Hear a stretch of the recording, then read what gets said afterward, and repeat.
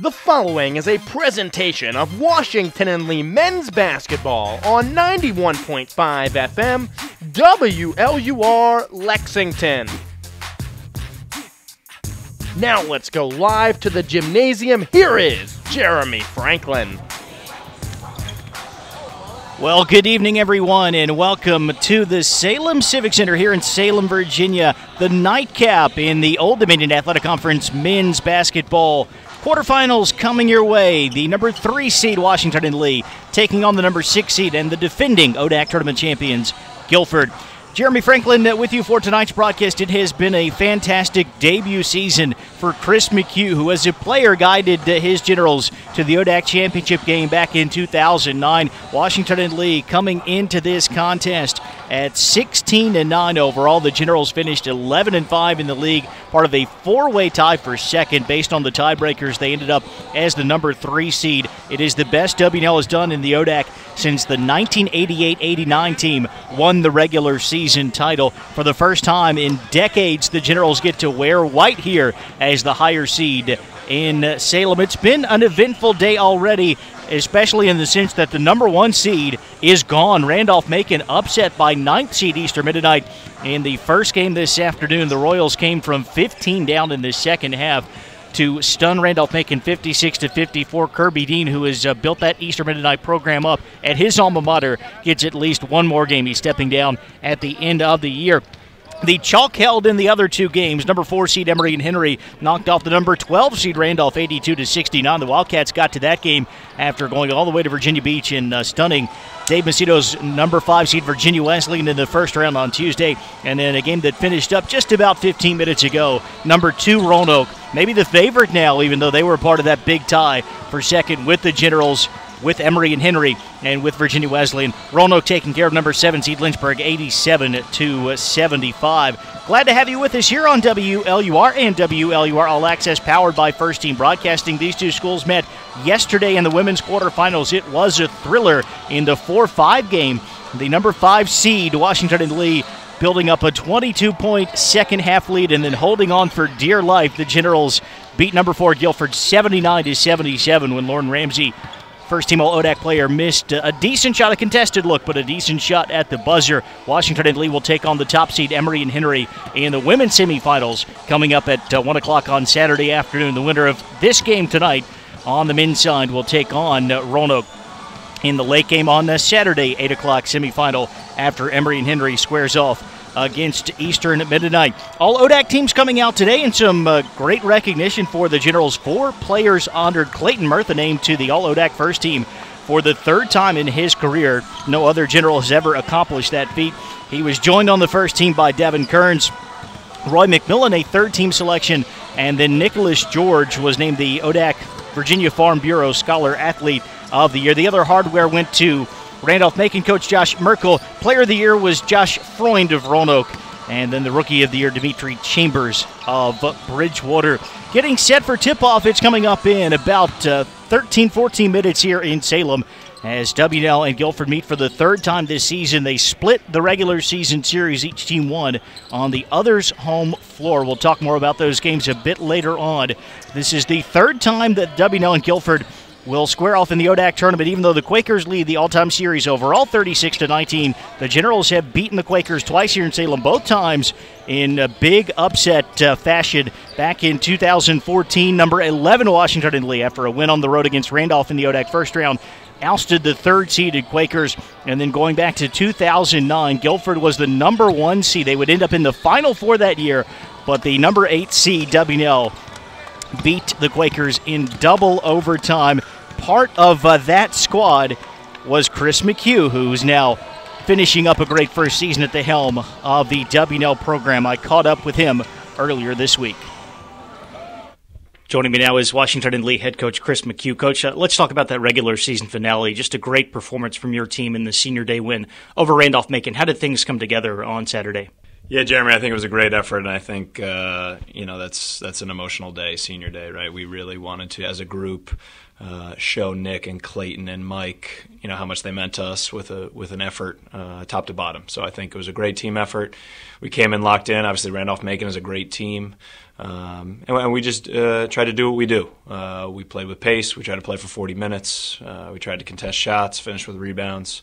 And I think it was a really great testament to the whole team. It was a great team effort. Everybody came in, guys coming in off the bench, giving us plus minutes. I'm really proud of the effort, and it was a great way to close down the Warner Center for the men's basketball program. Talk more about the building in a moment, but what have Clayton and Nick and Mike, what have those three seniors meant to you in your first year at the helm of the program? Sure. They each bring, I said this after the game, but they complement each other and they complement our team so well. Mike Hagar is our hardest working guy in practice every day. And I told the group, you may work as hard as Mike on a day, but I don't think anybody outworked him any day this year. So he brings that spirit. He's a great teammate. Nick, it's about work capacity with him. He's been amazing on and off the court as a student athlete here over his 4 years. Done a great job in the classroom, done a great job on the court this year.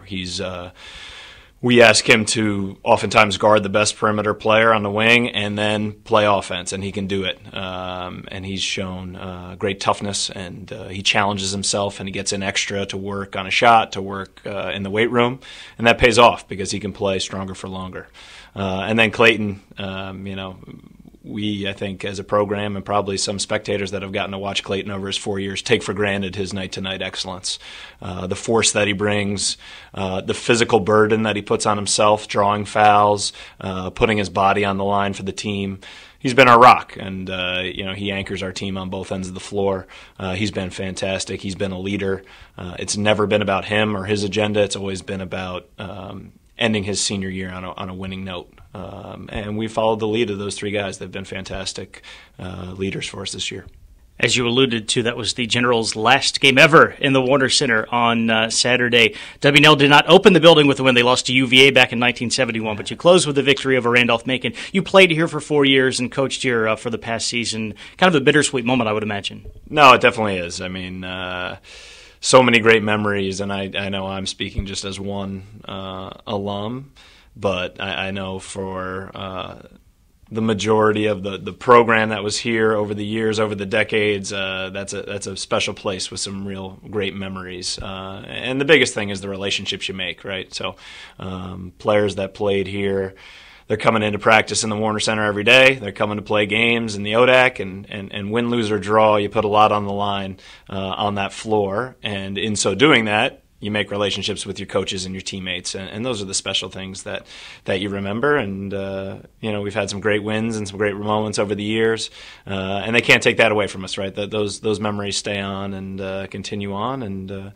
we were glad to close it down in style. We definitely felt like the force of alums and our fans and support were definitely behind us on that day, that we wanted to go out on a winning note, and it was a great way to do it.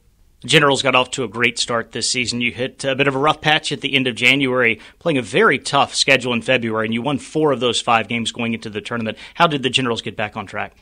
I think just sticking with it, right? It's a long season. The ODAC is so competitive, just top to bottom, and that's borne out throughout the year and already in the start of the conference tournament how good all of the teams are. So, we lost a few games, but we lost to really good teams, and I think the most important thing was we stuck together. We stuck together and just kept working, and when you do that and you focus on improving every day, the results will follow. So, we hit a stretch where we were just kind of on a cold spell, and the leadership of our team, our captains Clayton and Alex, our seniors Clayton, Nick, and Mike, our juniors Devin and Roy and Alex, those guys led the way in saying, hey, let's, we're not backing down now. We're gonna fight this, and we're gonna keep working, and we're gonna stay together. When you hit adversity and you come apart, that's when it snowballs and becomes a bigger problem. But I think our group did a great job of staying together, and like you said, we rose to the challenge in February and hoping to play off that momentum that we've built over the last few weeks to head into the ODAC tournament. You faced Guilford twice during the regular season. You had the great comeback in Greensboro in late November, lost at home to the Quakers at the end of January. What do you take from those 2 games as you prepare for round 3? I take that this is going to be a fun game, for each of us to beat the other on the opposing team's floor. I think it's only fitting that we get a neutral site to have the rubber match. we have the utmost respect for the Guilford program and what they've accomplished. Coach Palumbo is obviously a legend and accomplished so much in the ODAC over the years. But we're excited for the challenge. They're a very good team. They have a little bit of everything. They have experience, and they're excellent in rebounding the basketball and defending. And we just got to do what we do. I think that it's a great matchup and should be a fun one Friday night, and we're looking forward to competing. You have played in the ODAC tournament. You took your team to the championship game back in 2009. What are the keys to being successful in that kind of postseason atmosphere?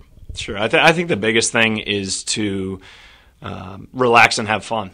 I think that, when you get to this moment, obviously it's a do-or-die situation, right? You win or go home. And I think the best way to react to that is just to continue to trust what we've been doing and to enjoy it, enjoy the process of competition. If you try and squeeze it too tight, or you get nervous, or you're playing scared to lose because the season's going to be over, that's not a successful formula. We're going out, we're trying to attack, we're trying to go win and play to win and play with a lot of joy and passion and freedom. And that's what we're going to try and bring Friday night. I think that's the key. We've been doing it all year. We've been growing. We've been improving. We've been relying on one another, and that doesn't change just because we're in the Salem Civic Center playing a tournament game. We want to bring those same things that we've worked on all year, and if we do that, I think we'll be successful. Coach, thank you for your time. Best of luck against Guilford. You bet, Jeremy. Go Generals. That is Chris McHugh, who's taken over this Washington and Lee program and guided them to their best ODAC regular season finish in almost 30 years. You heard him talking about Tom Palumbo of Guilford. He said he's a legend. The numbers certainly back that up. Coach Palumbo, his 15th year at Guilford, 287 wins there, 387 overall, not counting some success as a women's basketball coach before he started coaching men's hoops. 3 ODAC tournament titles, 5 NCAA tournament appearances, reached back-to-back Final Fours in 2009 and 2010, and for both 6 to 10, the Quakers had the best winning percentage, the most victories in all of Division III. So it's a veteran of the coaching ranks against a first-year head coach, but the Generals are the higher seed. Let's look more at those 2 regular season matchups. November 29th, just the second ODAC game of the season for WNL. It was the conference opener for the Quakers. The Generals were down by 18 in the first half, trailed by 15 at the break, but a ferocious comeback. They won 94-90. William Brueggemann, who is in uniform tonight, he's been out due to illness toward the end of the regular season, but he had 21 points all in the last 15 minutes and 40 seconds of the game. Devin Kearns had 19. So despite 20 points from Carson Long, who was also named to the All-ODAC teams today, and 17 from Kyler Gregory, the Generals got that victory, but the Quakers paid him back at the Warner Center in late January, won 81-70. 17 apiece for Nick George and Roy McMillan, but 17 for Marcus Curry, 16 points and 12 rebounds for Carson Long, a total of 6 Quakers in double figures in that game. And even though Washington and Lee tied for second, Guilford finished in 6th. There's only one game between the teams in the conference standings. The Generals 11-5, and the Quakers right behind them at 10-6. As we mentioned at the top of our broadcast, Clayton Murtha, Devin Kearns, first-team All-ODAC selections for the Generals. Roy McMillan named to the third team, and Nicholas George selected as the ODAC Scholar Athlete of the Year. 2 Quakers on the All-Conference teams. Marcus Curry, a first-team selection, and Carson Long, who was named to the first team a season ago when he led Guilford in scoring during that ODAC championship season, a second-team pick this year. Those are the 2 scoring leaders for Guilford. Curry at 16 points, Carson Long at 14. Both of those guys excellent on the glass, as is Alston Thompson, who averages 11.4 points and 7 rebounds. Clayton Murtha, meanwhile, climbing up the ladder over the last couple of seasons in the WNL record books. He is now 3rd all-time in career scoring, 1,821 points. He led the conference in points per game during the regular season at 19.2, and also among the league leaders in rebounding, 3rd in the conference with 9 boards per game. One of 4 Generals who averaged double figures. Devin Kearns, 15.2 points and 4.9 assists. Roy McMillan, 14.3 points, 7.4 boards, and then George at 10.3 points per game. We're getting closer to tip-off coming up in just a couple of minutes here from the Salem Civic Center. Let's take a short break and be back with the starting lineups in the call of the first half. You're listening to the ODAC Basketball Tournament on WLUR and WLUR All Access.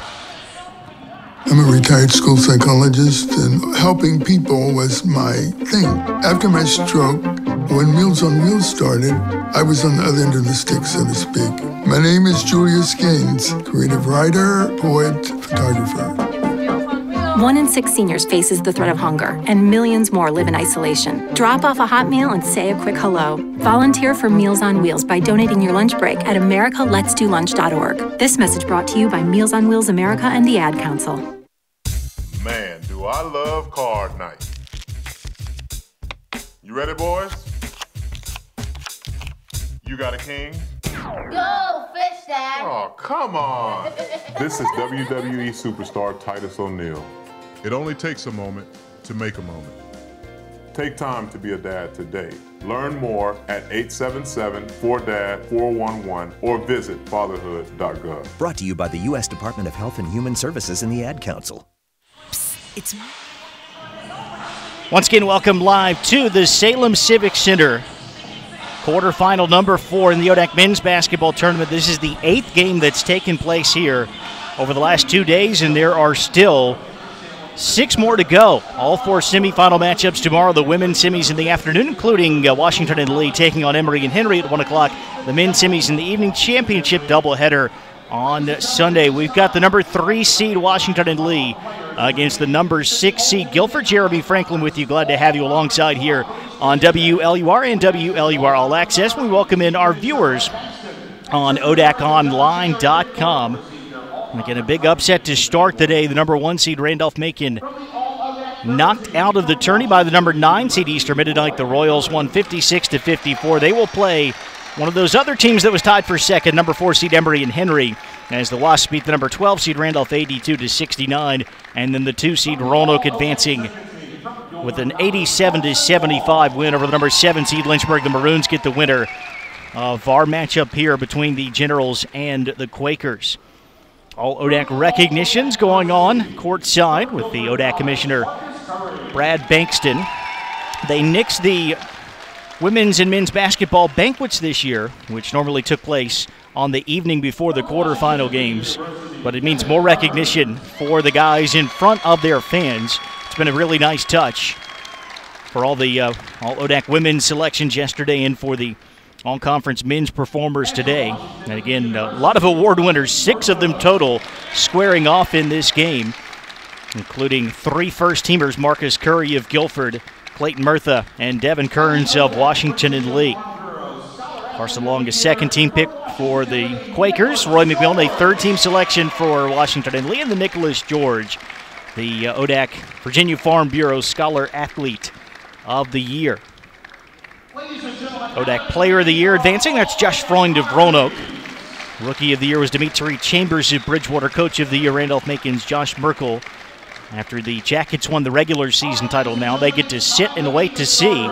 They might get an at-large selection to the Division III tournament, which, by the way, wraps up here the D3 Final Four at the Salem Civic Center in mid-March. Starting lineups for today's game. First for the number 6 seed Guilford under the direction of Tom Palumbo. We'll see Joe Logan, a 6-foot first-year from North Wilkesboro, North Carolina. Jared Rogers, a 6-foot senior from Archdale, North Carolina. Carson Long, a 6'4 junior from Pilot Mountain, North Carolina. Marcus Curry, a 6'5 junior from Greensboro. And Austin Thompson, a 6'5 junior from Durham. Now for the Generals, it is the same lineup that Washington and Lee has used in 24 of its 25 games this season. In the backcourt, Devin Kearns, a 6'3 junior from Cibolo, Texas. Alex Starr, a 6'3 junior from Upper Saddle River, New Jersey. And Nicholas George, a 6'4 senior from Charleston, West Virginia. The forwards, Roy McMillan, a 6'4 junior from Raleigh. And Clayton Murtha, a 6'6 senior from Dallas. Been covering Washington and Lee basketball for a decade and a half, and finally seeing the Generals wear the white jerseys as the higher seed here in Salem. And there have been some great tournament runs for Washington and Lee, even as the 7 seed under Adam Hutchinson last year. Generals made it to the semifinals after they upset number 2 Randolph-Macon. They would lose to Emory and Henry, which then lost to Guilford in the championship. And of course, as we've mentioned a couple of times already, that 2009 run, the Generals made the championship game as the number 8 seed. They were a low seed that made it far, but that was a good basketball team. They were 12-4 at one point during Chris McHugh's senior season. Stumbled toward the end of the regular season, but caught fire at the right time. And one of the wins came against the number 1 seed and eventual Final Four team, Guilford, in the quarterfinals. Mike Terry, Damon Williams, Max Anderson are officials for tonight's game.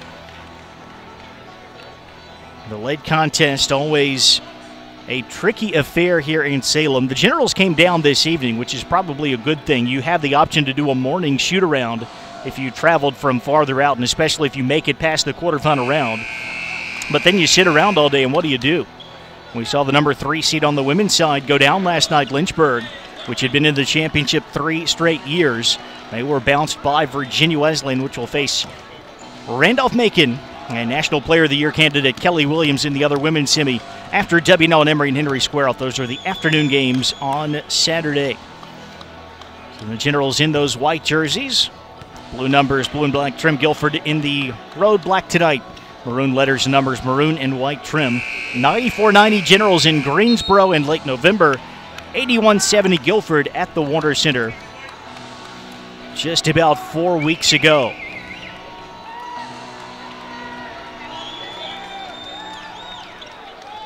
So we are all set for the last game of the night as the Generals try to keep this great first year for Chris McHugh going. 16-9 overall, 11-5 in the ODAC, tied for second highest finish in almost 30 years. Guilford at 15 and 11, 10 and 6 in the ODAC, won the title. A lot of key pieces from that team back on the court in 2017-18. Underway, the Quakers control the tap. They go right to left.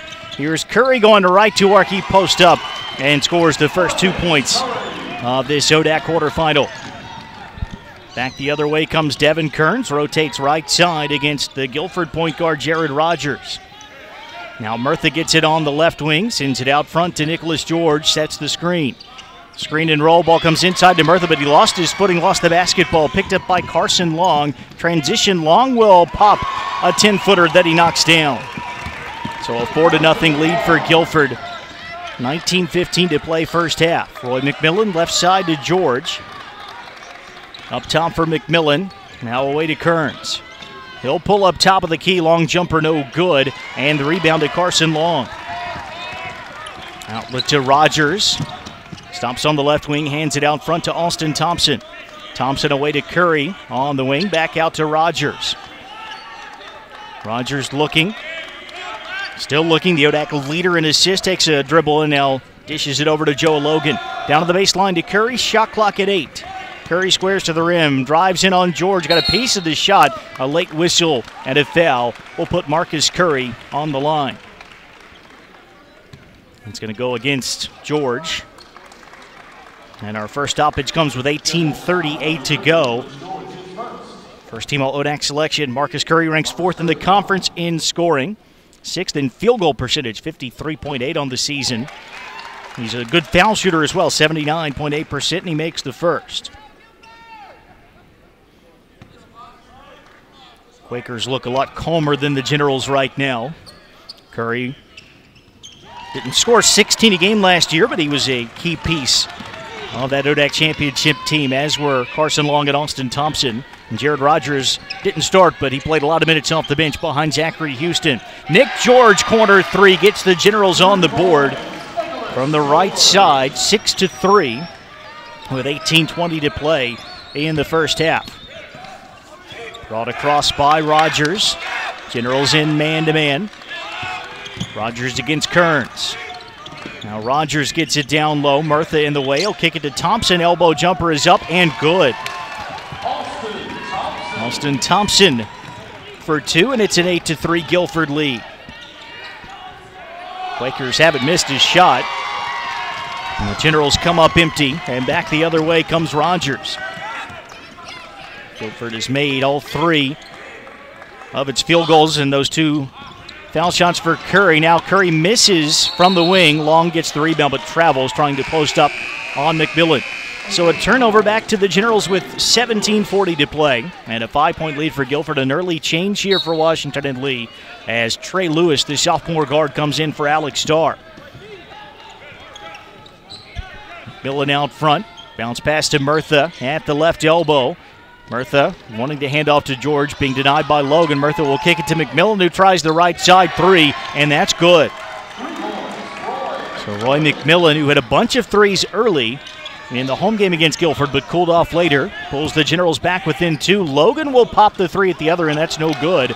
Over Murtha, the rebound to McMillan, and Kearns will run the floor. So will Murtha. Long pass to Murtha, kick to George, left side 3, no good. And the ball rebounded by Logan. Generals love to push the tempo, get out and run. They lead the ODAC in scoring offense, 83.4 points per game. Scored over 100 points, or 100-plus points, I should say, in 4 straight home games at one point earlier in the year. Curry stops low blocks, leans into George, muscles it up, no. And the rebound, last touch by Thompson, out of bounds to W&L. 16:43 to play first half, Quakers by 2. Kevin Denon, Curtis Mitchell entering for Washington and Lee. Out will go Murtha and George. Be a tighter rotation for the Quakers, likely to see 7, 8, maybe 9 players on the Guilford side. Lewis left wing for the Generals, up top for Kearns. Kearns feeds Mitchell, the lanky first year on the wing. Now Mitchell back out to McMillan. Across to Lewis, shot clock at 12. Lewis starting in top of the key, kicks to Kearns, 7 to shoot. Kearns against Rogers off the dribble, a deep 3, no good, but the long rebound to Mitchell, and the Generals have a new 30-second clock. McMillan shot fake, gets into the lane, kicks to the corner for Kevin Denon, and he buries the triple.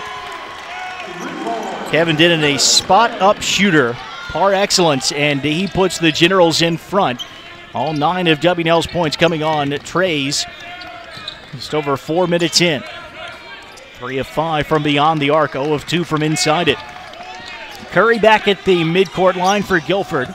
Starts up the left side, gets down the lane, off the glass and good. He takes the shorter defender, Denon, one-on-one.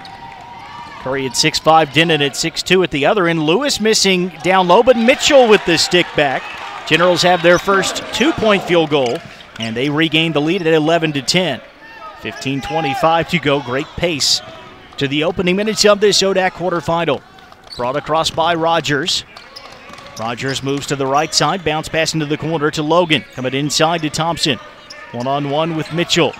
Posting up, backing him down, leaning in. Thompson misses off the front iron, and the Generals have it. Kearns hands off to Lewis in the corner. Back to Kearns on the wing. Up top for Denon. Around the McMillan screen. Denon will drive. He'll pull up. Left-handed floater is good from 12 feet away.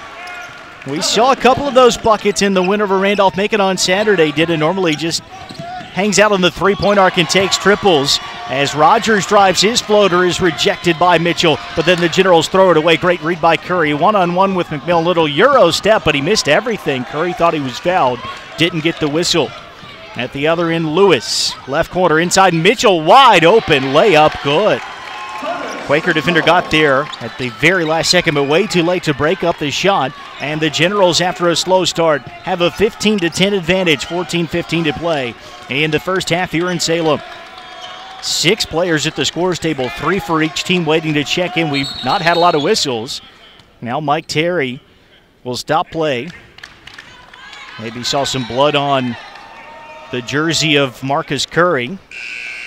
Now we'll allow all those players to come in. Murtha, Starr, and George all coming back in for Washington and Lee. Looks like they'll play with Denon and Mitchell. And now for Guilford, Will Leckenby on the court, Kyler Gregory. The third substitution is Trevor Hyatt, staying out there, Carson Long and Jared Rogers. 5-point lead for Washington and Lee, just under 6 minutes in. Winner will face the number 2 seed Roanoke at 8 o'clock Saturday night in the ODAC semifinals. Rogers stops out front, turns it over. He tried to find Gregory and could not. At the other end, it's Alex Starr. Going to the baseline for Murtha. That's knocked out of bounds by Carson Long, and that will take us to a timeout. 13:51 to play first half. 3-6 matchup here in the ODAC quarterfinals. It's Washington and Lee 15 and Guilford 10. We'll come back in just a moment for more ODAC tournament coverage on WLUR and ODAConline.com. When I was little, I didn't talk for a long time. I was sensitive to lights and sounds, so I built secret hiding places where they couldn't get in. Sometimes I do the same things over and over, until one day I found out I had autism. My family got me help. Slowly, I learned how to live with it better. Early intervention can make a lifetime of difference. Learn the signs at autismspeaks.org/signs. Brought to you by Autism Speaks and the Ad Council. When is the best time to talk to your family about staying in touch during a disaster? When floodwaters reach your door? When wildfires are engulfing the edge of your neighborhood? Or an earthquake is destroying buildings? Or is the best time perhaps today? During a disaster, you may not be able to stay in touch with your family or friends as easily as you think.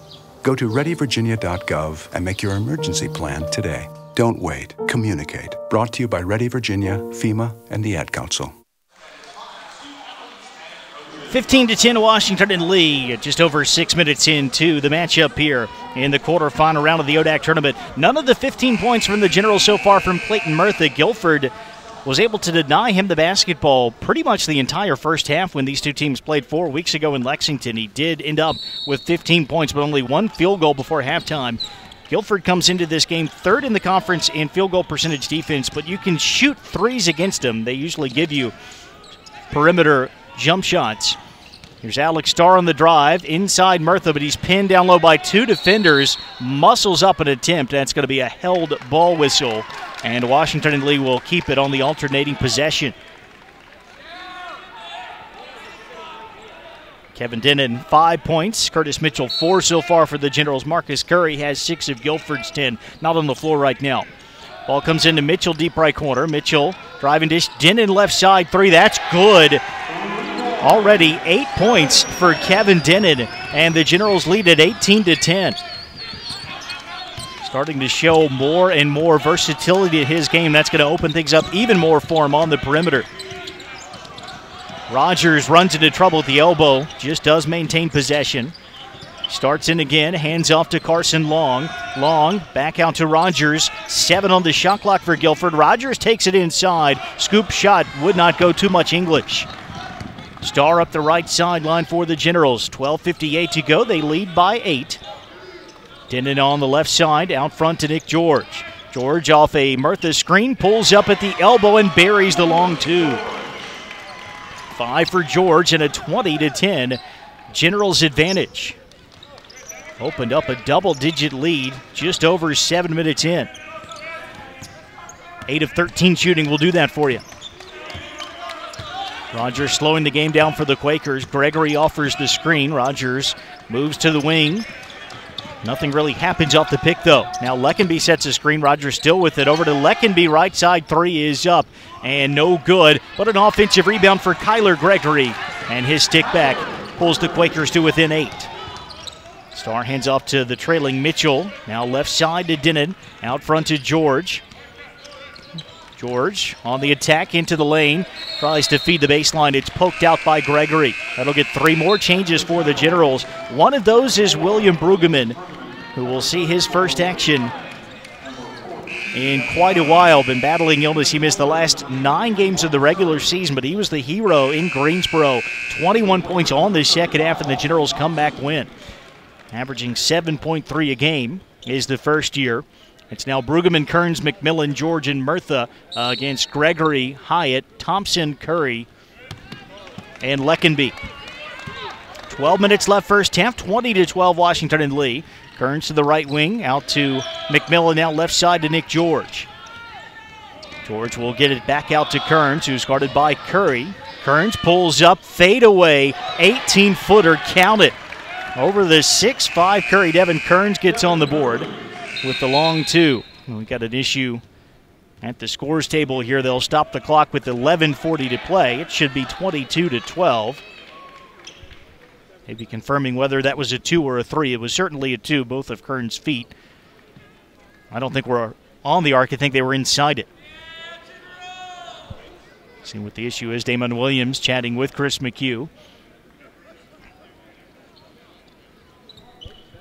Should be a 10-point lead for Washington and Lee.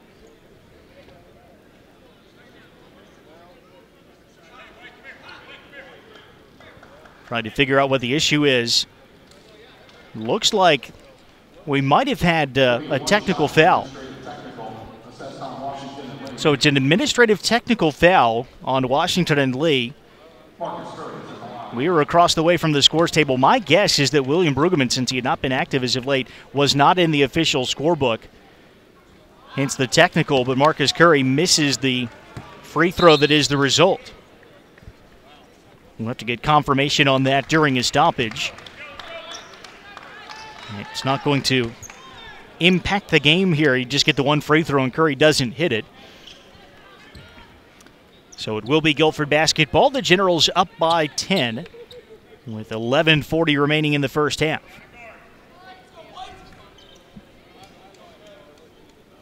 Again, Brueggemann making his first appearance since mid-January. Must have forgotten to put number 4's name in the book. Generals go to some pressure here. They're 2-2-1 that they like to roll out. Even if it doesn't force turnovers, try to get the other offense out of rhythm. Curry has it on the left sideline. No trouble with the 2-2-1 on the first look. Curry down the lane.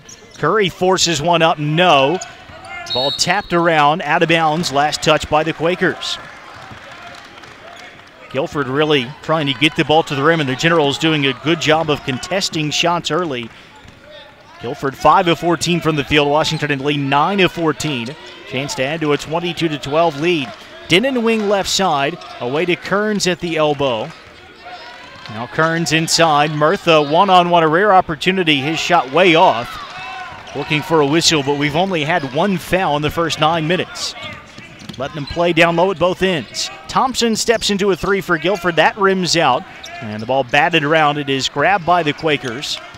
It's Hyatt trying to go to work. Underhanded pass to Gregory, who scores from just inside the paint. And it's 22-14. Murtha top of the key, handing off to Nick George. George off the dribble, pulls up at the foul line, feeds Murtha. Terrific pass. And Murtha lays it up and in. First bucket for the conference's leading scorer. Great decision by George, who had an open jump shot, but an open layup is even better. Trevor Hyatt on the right sideline, out to Curry. Curry against Denon. He's got 3 inches if he can take him down low. Curry off the crossover, pulls up in between two defenders. Floater, no. Tough shot, and the Generals control the rebound. George running no numbers here. He'll wait for the help. Goes inside quickly to Murtha. Posting up Thompson. Dish to Kearns, top of the key, 3 ball is up, and good. The Generals cannot miss right now. Devin Kearns buries Washington and Lee's 5th three of the first 10 minutes and change, and the Quakers take a timeout. It's 27-14. Washington and Lee with 9:54 to play in the opening half. We'll be right back on WLUR and ODACOnline.com. You make sure his toys don't have any sharp edges. You taught her what to do when the smoke alarm goes off and to wear a helmet when she rides her bicycle. You do so much to keep your child safe. But are you using the right car seat for your child? Car crashes are a leading killer of children ages 1 to 13. Protect your child's future at every stage of life. For information on the right seat for your child, visit safercar.gov/the-right-seat. A message from the National Highway Traffic Safety Administration and the Ad Council. Washington and Lee has hit 11 of its first 17 shots from the field, including 5 out of 7 from three-point range, and the Generals have a 13-point lead over Guilford. 3-6 matchup here in the ODAC men's basketball quarterfinals. 9:54 to play. Generals again in their 2-2-1 as Jared Rogers moves ahead cautiously for the Quakers. Feed to Corey Clemens at midcourt. Clemens dribbles left corner. Gets it back out to Rogers. Rogers to the wing around a Gregory screen. Still with his dribble. Now picks it up, feeds it to Thompson in the high post. Thompson dribbles down low, shoots over George. That no good. Gregory with the rebound. Stick back no. Tap no, but he's fouled on the last offensive rebound putback attempt. Guilford getting some offensive rebounds, but the Quakers are taking some very tough shots. Generals defense zoned in the early going here. Tyler Gregory had 17 in the home game against W&L back in November. He averages 7.3 a game, leading bench score for Guilford. 72% foul shooter, misses the first of his 2 attempts. That was just the second foul of the game. And they've both been on the Generals. Curtis Mitchell called for his first personal. Second shot for Gregory. That's short, and the rebound to Mitchell. So the Quakers come up empty. And the Generals have it up by 13. Devin Kearns on the left side against Rogers. Bounce pass for Mitchell at the top of the key. Gives it over to George. George back to Mitchell on the wing. Mitchell down the lane. Dish to McMillan. Open left side. Three. Good. Another make for the Generals. 6 of 8 from downtown. And they lead it 30-14. 8:53 to play in the first half. This is a big arena compared to most ODAC gyms. Sometimes shooters have trouble with the depth perception. Clearly, that's not affecting the Generals in the first half tonight. Rogers down the lane, teardrop up and good.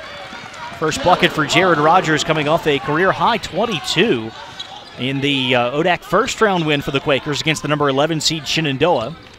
Now McMillan taking it down the lane, finger roll, no. Contested shot won't fall. And Kyler Gregory boards the miss for Guilford. 30-16 Generals, 8:18 left first half. Rogers stops on the wing. Needs someone to come back and help. Now Clemens does.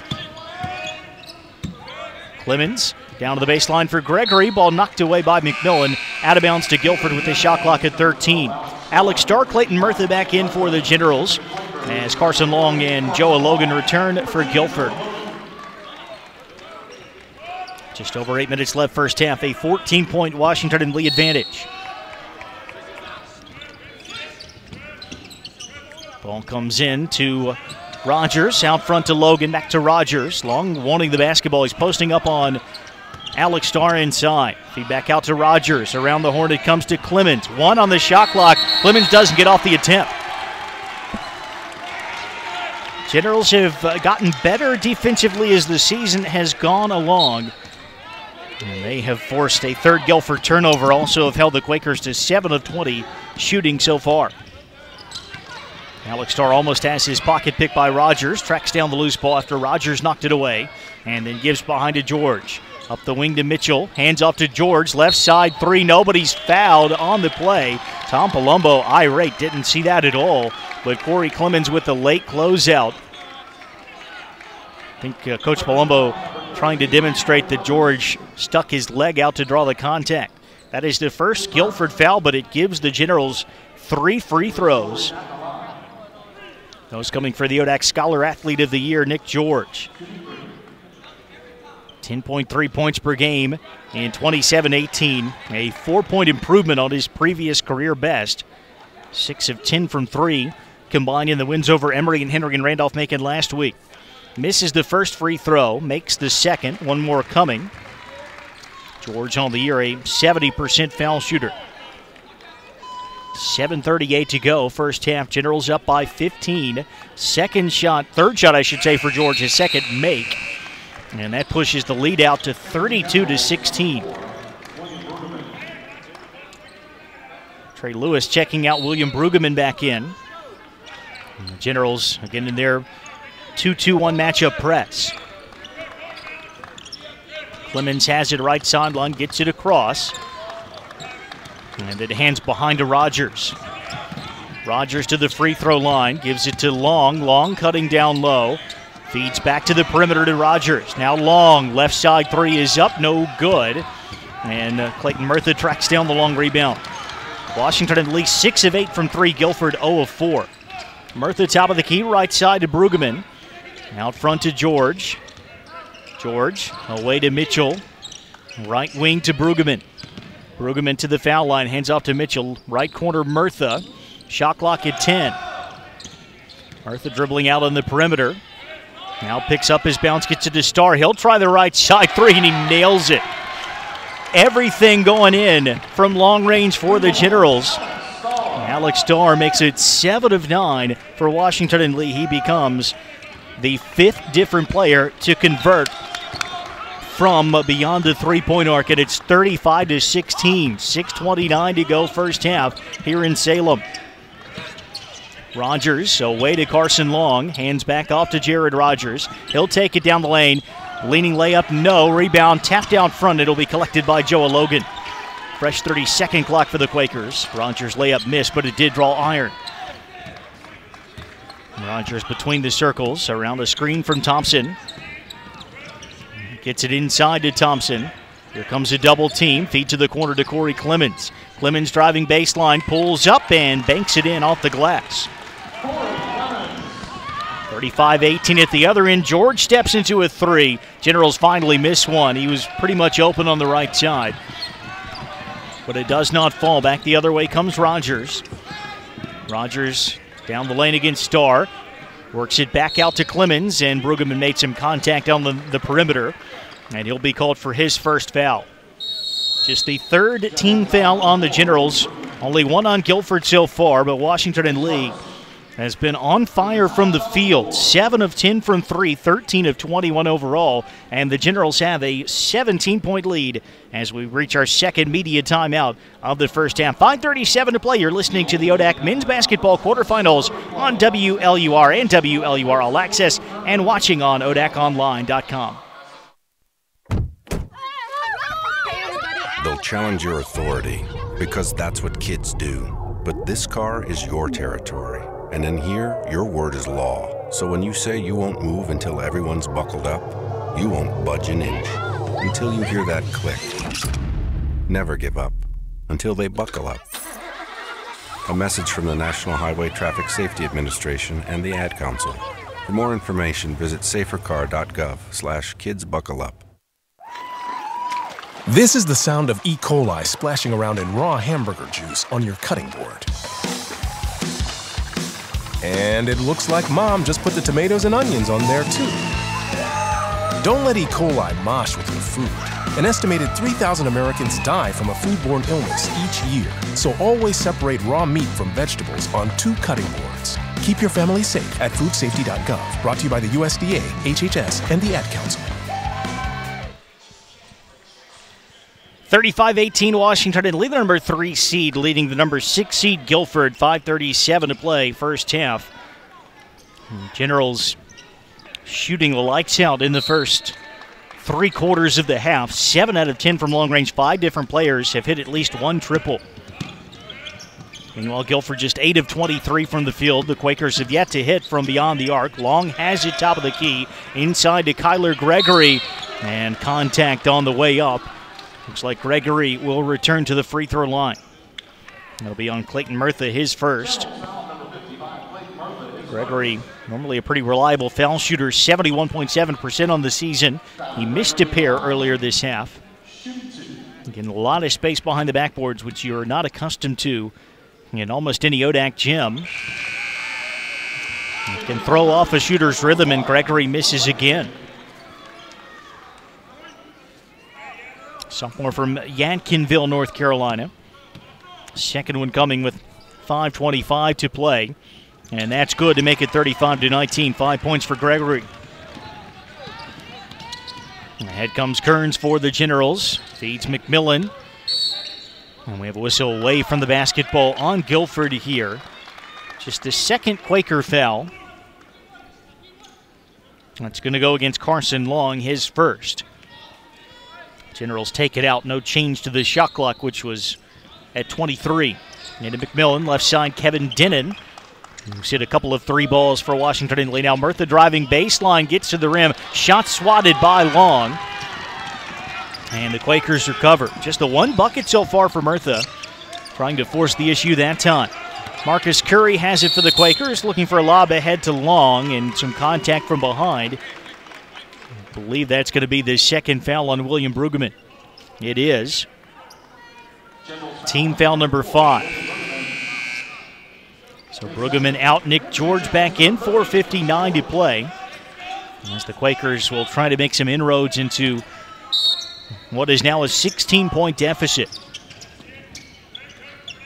Gregory, right wing, in and out on a mid-range jumper. And the Generals race up the floor. Nick George to the rim. He's fouled. Kearns shipping it ahead to George, who gets the whistle in transition. And he'll return to the free throw line with 4:51 to go. First foul on Kyler Gregory. 7 points for George, who ranks 4th all-time and made three-pointers at Washington and Lee. First free throw rattles in off the rim. George in the regular season finale, the senior day win for Nick and Clayton Murtha and Michael Hagar against Randolph-Macon. He passed Chad Braley, class of 2001. Makes both free throws this time to put the Generals up 37-19. Rogers out on the perimeter for Guilford. Guarded closely by Denon. Now Rogers comes to the left side. Wants to give it up to Curry. So far, Kearns denying the basketball. Now Curry gets it. Shot clock at 9. Curry pulls up top of the key. Long two, no good. And McMillan skies in for the rebound. Kearns running the floor. Lost the handle, but got it back. That'll slow down the Generals' transition. Kearns feeds out front to Denon, who will launch a deep three. That's no good. Maybe a little too far out that time. And Rogers trying to go coast to coast. Pass to the corner, deflected out by Denon. And the Quakers keep it. 4:05 to play first half. Generals up by 18. Winner plays the number 2 seed Roanoke in the semifinals at 8 o'clock tomorrow night. Curtis Mitchell back in for Clayton Murtha. It's Mitchell, McMillan, Denon, George, and Kearns against Gregory, Leckenby, Rogers, Long, and Curry. Gregory has it left baseline. Lobs it back out to Marcus Curry. He's got the 6'8 Mitchell on him now. Curry puts it on the deck, gets down low, makes some contact with Mitchell, but gets the whistle. He kept Mitchell backpedaling there and got the call. That'll be the second foul on Mitchell. Quakers needed something to happen to their first-team all-conference selection. Makes it happen. Curry had those 6 early points. He's been quiet as of late. 2 out of 3 at the foul line. First one here up and good. 7-point for Marcus Curry, and he'll have some time to think about the second free throw as Chris McHugh has called a timeout here. Setting the stage for Saturday, we've got the 2 women's semifinals, including the number 5 seed Washington and Lee, which held off number 4 Guilford for a 79-77 win yesterday. They will take on the top seed Emory and Henry at 1 o'clock tomorrow. That'll be followed by the number 2 seed Randolph-Macon against number 6 Virginia Wesleyan. The Marlins upset the number 3 seed Lynchburg in the nightcap on Thursday. First men's semifinal at 6 o'clock. That'll be the number 9 seed Eastern Mennonite, fresh off that upset win of top seed Randolph-Macon, taking on the number 4 seed Emory and Henry. And then 8 o'clock Saturday, Roanoke against the winner here. Championship games on Sunday, 1 o'clock for the women, 3:30 for the men. 3:52 to go first half here in Salem. It's Washington and Lee 37 and Guilford 21 as Marcus Curry hits the second free throw. Generals red hot shooting in this first half. They made 7 of their first 9 three-point attempts. They've missed their last 2.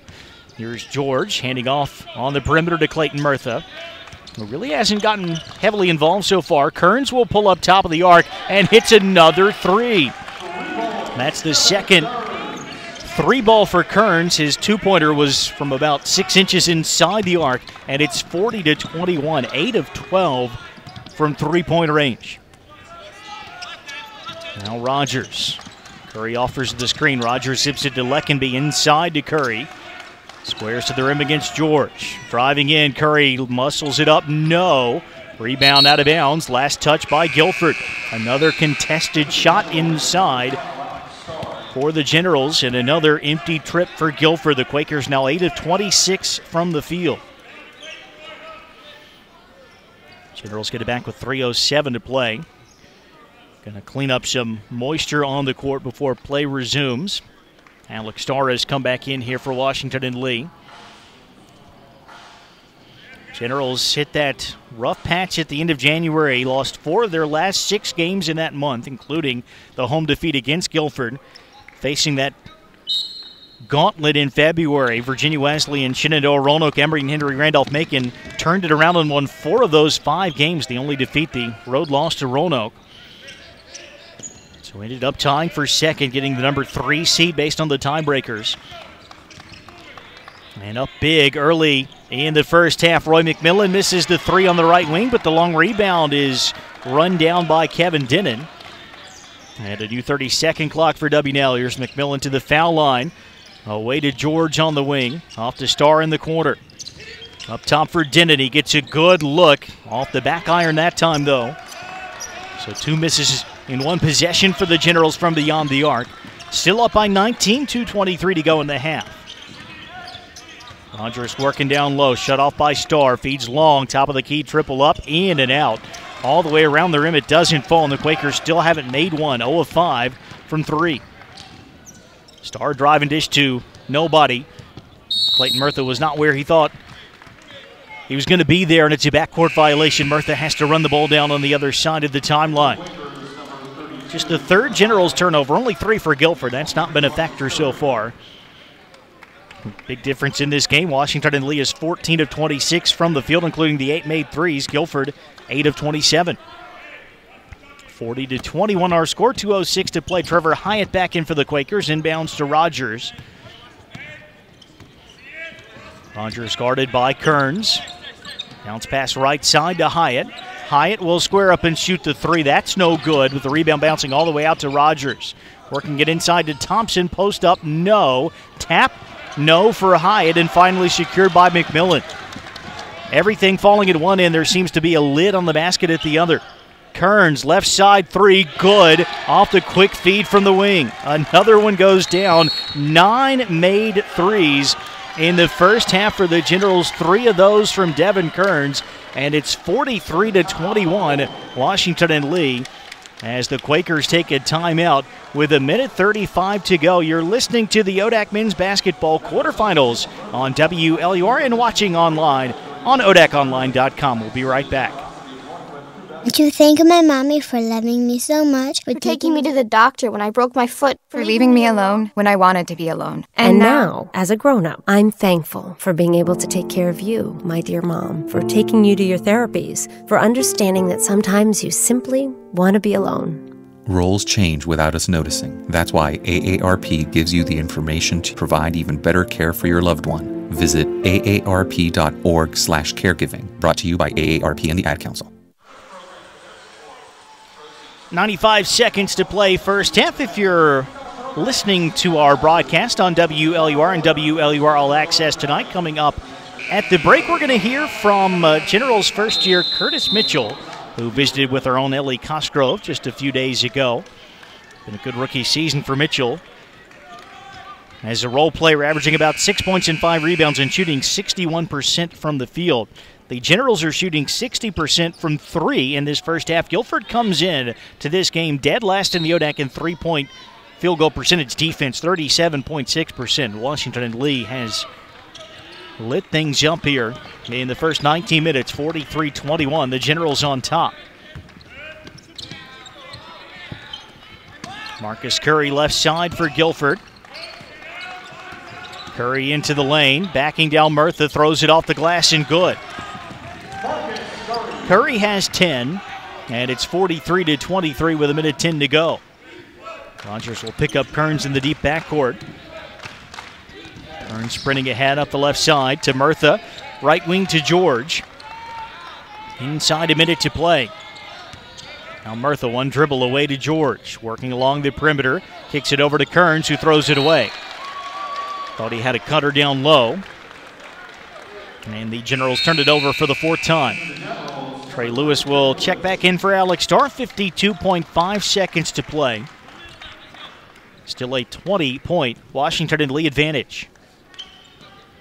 Long inbounds pass comes to Curry. Picked up right away by Lewis as the Generals stretch out the D. Back in that matchup zone press. Looks like it falls back into a half-court man-to-man, though. Curry working inside, ball knocked away by Lewis, picked up by McMillan, and Curry, who was on the floor, inadvertently tripped up McMillan. So that'll be a foul on Guilford. It's only the first on Curry, and just the 4th team foul, so just possession for Washington and Lee with 36.7 seconds to go.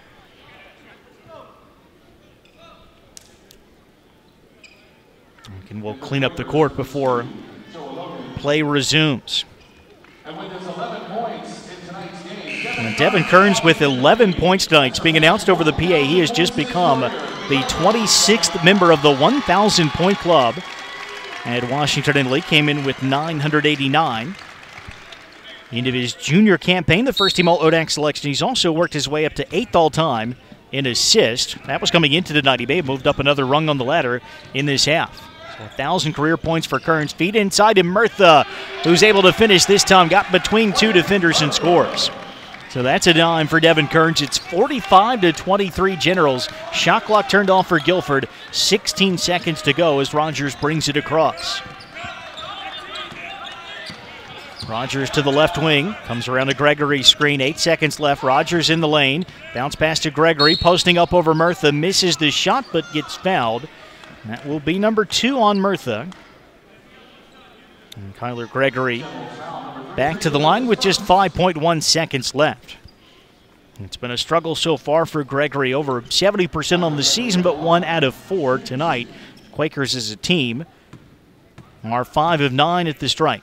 Generals are 4 of 5. Nick George, the only Washington and Lee player who's taken a charity toss so far. Gregory true on the first one this time.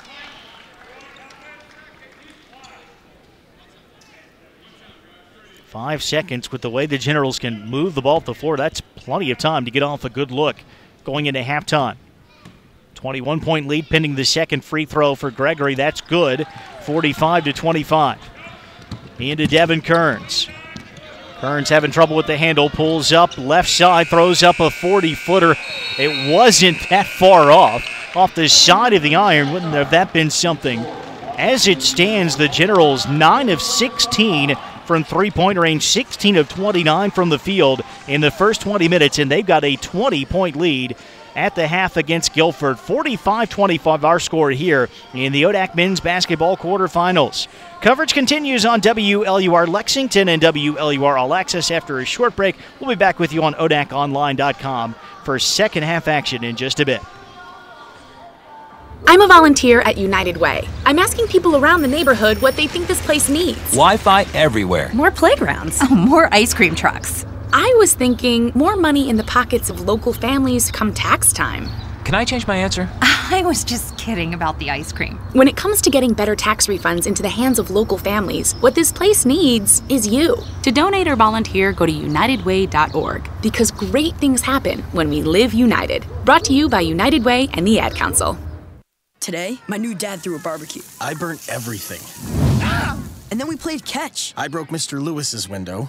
And then, somehow, my hand. My hand! And then my dad even let me drive his car. The hospital's on the right! It was a rough day. It was a great day. You don't have to be perfect to be a perfect parent. Thousands of kids in foster care will take you just as you are. For more information on how you can adopt, visit adoptuskids.org. A public service announcement from the U.S. Department of Health and Human Services, Adopt U.S. Kids, and the Ad Council. Welcome back to The Cat Show. Up next, we have Nico.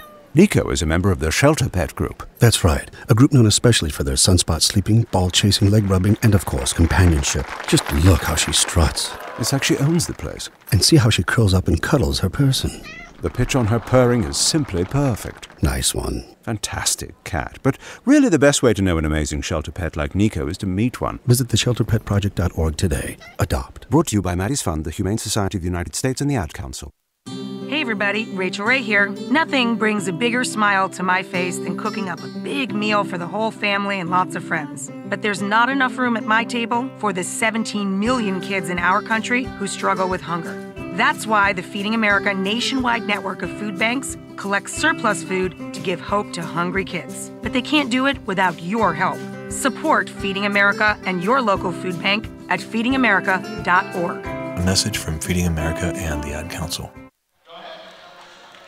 Halftime in Salem, Washington and Lee with a 20-point lead over Guilford in the quarterfinals of the ODAC men's basketball tournament. Washington and Lee, 9 of 16 from beyond the arc. 5 different players hit at least 1 3. Devin Kearns made 3 out of 5, 11 points to get him to 1,000 for his career. And the Generals also limited Guilford to 9 of 31 shooting in that first 20-minute stanza. Our coverage of the ODAC basketball tournament tonight is brought to you in part by the Washington and Lee University Store. Owned and operated by W&L, the University Store is located right on campus in Elrod Commons. The store features a wide range of apparel celebrating Washington and Lee, including the Peter Millar Collegiate Collection, offering polos and sweaters for your game day style. If you're looking for workout gear, we have a variety of performance apparel from Nike and Under Armour. All proceeds go back to the Washington and Lee community, helping to fund athletic alumni and student programs. The store is open 7 days a week. You can order online anytime by visiting store.wlu.edu. Time now for our halftime conversation, as earlier this week, our own Ellie Cosgrove caught up with General's first year, Curtis Mitchell. Hello everyone, I'm Ellie Cosgrove here bringing you today's Washington and Lee athlete interview. Today I'm being joined by freshman forward of the men's basketball team, Curtis Mitchell. Curtis, thanks for joining us. Yeah, of course. Thanks for having me. So first, to kind of start, can you kind of give me just a brief overview of your season and how it's been so far? Obviously, this is one of your more successful seasons as of late, and it's been really great to see, the men's basketball team do this well. Can you kind of just talk about how it's been for the team? Yeah, so as a freshman coming in, I knew we struggled a little bit last season. So this year is definitely an improvement. On the court, I'm just trying to do whatever I can to help us out. Our seniors, our juniors have really stepped up. Guys off the bench coming up big time. So we've been playing really well. As of late, we're trying to get our momentum back going into the playoffs. So. And, you talked about your momentum back. You had a great start in the ODAC, undefeated, and then, as of recently you had a couple losses, but then you had this great win over Emory and Henry. Can you kind of just talk about that win and the mindset that you guys had going into that game? Yeah, of course. After the break, we kind of lost our shooting, which kind of hurt us in the last couple games. But what was great about last game is we shot great from the field. We only missed one free throw out of 23. So I think we got our shooting back. We got kind of our swag back. And going to the playoffs, that's big because, especially this weekend too, if we can keep the win streak going to the playoffs, we'll have a lot of momentum. And will be tough to beat. And I talked to your coach, and several other players, and they always would tell me that, their offense is a weapon on the court, and you had shooters who could shoot from essentially anywhere. When you were going through that slump, what was the focus in practice? What were you guys really working on to kind of build that confidence back up from the field? Yeah, definitely just keep our heads up. We're definitely an offensive-minded team. We like to run. We like to play fast. But when things aren't going our way on offense, we really need to pick it up on defense, get going on defense, and let that carry into offense and get our game going. And defensively, you guys have also been working to kind of make that just as strong. How has that progressed over the season from your perspective? Defensively, working hard to get defensive rebounds and get possession. Yeah, one big thing for us is controlling the tempo of the game. So we like to play fast, we like to push the ball, and we like to really kind of mess with the other team. So one thing we've done as of recently on defense is kind of full court press. And that's kind of throwing off other teams, get them late in the shot clock, make them force up bad shots. And through this, we're able to control the game and, get it going for us. Awesome. And how has the senior leadership been? All the starters are upperclassmen, seniors and juniors. How have they kind of set the tone, especially for you as a freshman and these other underclassmen who are playing and seeing the court for the first time at the college level? Yeah, so specifically for me as a forward, Roy and Clayton have been great. Obviously, Clayton is leading the league in scoring, so he's a great role model to follow up on. I watch how hard he works on the court and inside. He's always pushing himself, always running hard, and that just kind of set a great example for me in going forward, how to play and how to work. And I believe senior night is tomorrow, correct, for them? And correct. How has, you talked about Clayton, how have you looked up to him and what do you want to take from him and kind of carry into your next 3 years here at Washington and Lee? Yeah, I definitely want to, he's a great scorer, of course, so that'd be nice. But just how every game he's there, every practice he's pushing himself as hard as he can go. And they've been key to leading us this season, keeping us going even through the slump. And this is for them this season. So hopefully into the playoffs we can win this one for them. I know Clayton, he's had a great career here, and to kind of end it off with an ODAC championship would be great. So kind of turning the focus onto you as a freshman, how has the transition from high school to college been, and how do you think you've progressed throughout the season? Well, it's definitely been a quicker game, and definitely I need to be stronger. That's one thing I've noticed. But I try to kind of use my kind of quickness for how tall I am, use my height, and kind of battle guys inside with that. And yeah, just improve my shooting, improve my running the floor. As a big man, I like to think I'm a little bit faster than some of the guys, so just running down floor, beating guys like that. And as far as freshman year goes, I know when I was a freshman, it was really hard to kind of balance schoolwork and practice and everything else you had going on. How have you kind of managed to balance everything this first year, and has it been a challenge for you or not so much? Yeah, I like to think my high school was pretty difficult. That's what Katie Pop said. She said the same thing. And that it helped me kind of come in here knowing what to do, how to balance time. In my opinion, basketball helps me organize myself because I know I got to get things done whenever I can. And yeah, so it's definitely been an increase in difficulty, but it's nothing that hasn't been too bad. Like, I've been able to manage it. And then Coach McHugh, this is his first season. He joined us from Emory. How has he been this season and kind of guiding everyone into this new system that y'all are adopting, and how has he just been overall as a coach? Yeah, as a coach, I think he's great. He's pretty young for a coach, and I think that really helps our system. As I said earlier, we like to run, we like to play fast, and he brings the energy every day. He pushes us, and you know, as a alumni here, he gets what's going on here. He wants us to do well. He's there for us, so he's made everything great. And your assistant coach is pretty young, too. It's kind of a young duo that you guys have at the head of your team. So, but then moving on, kind of what are goals going into ODAC playoffs? You know, you guys have had pretty high goals set for yourselves, I think, from the start to kind of build off of the ODAC run you guys had last year, a great run in the championship. I believe you came in third in the ODAC, if I'm not mistaken. But what are the goals just this year in kind of finishing out the season? Well, I think the obvious goal is win the ODAC championship.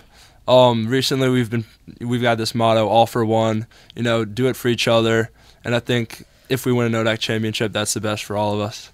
So that's the goal. Who do you think you'll be facing, or who will be your biggest competition from here out to kind of reach that goal?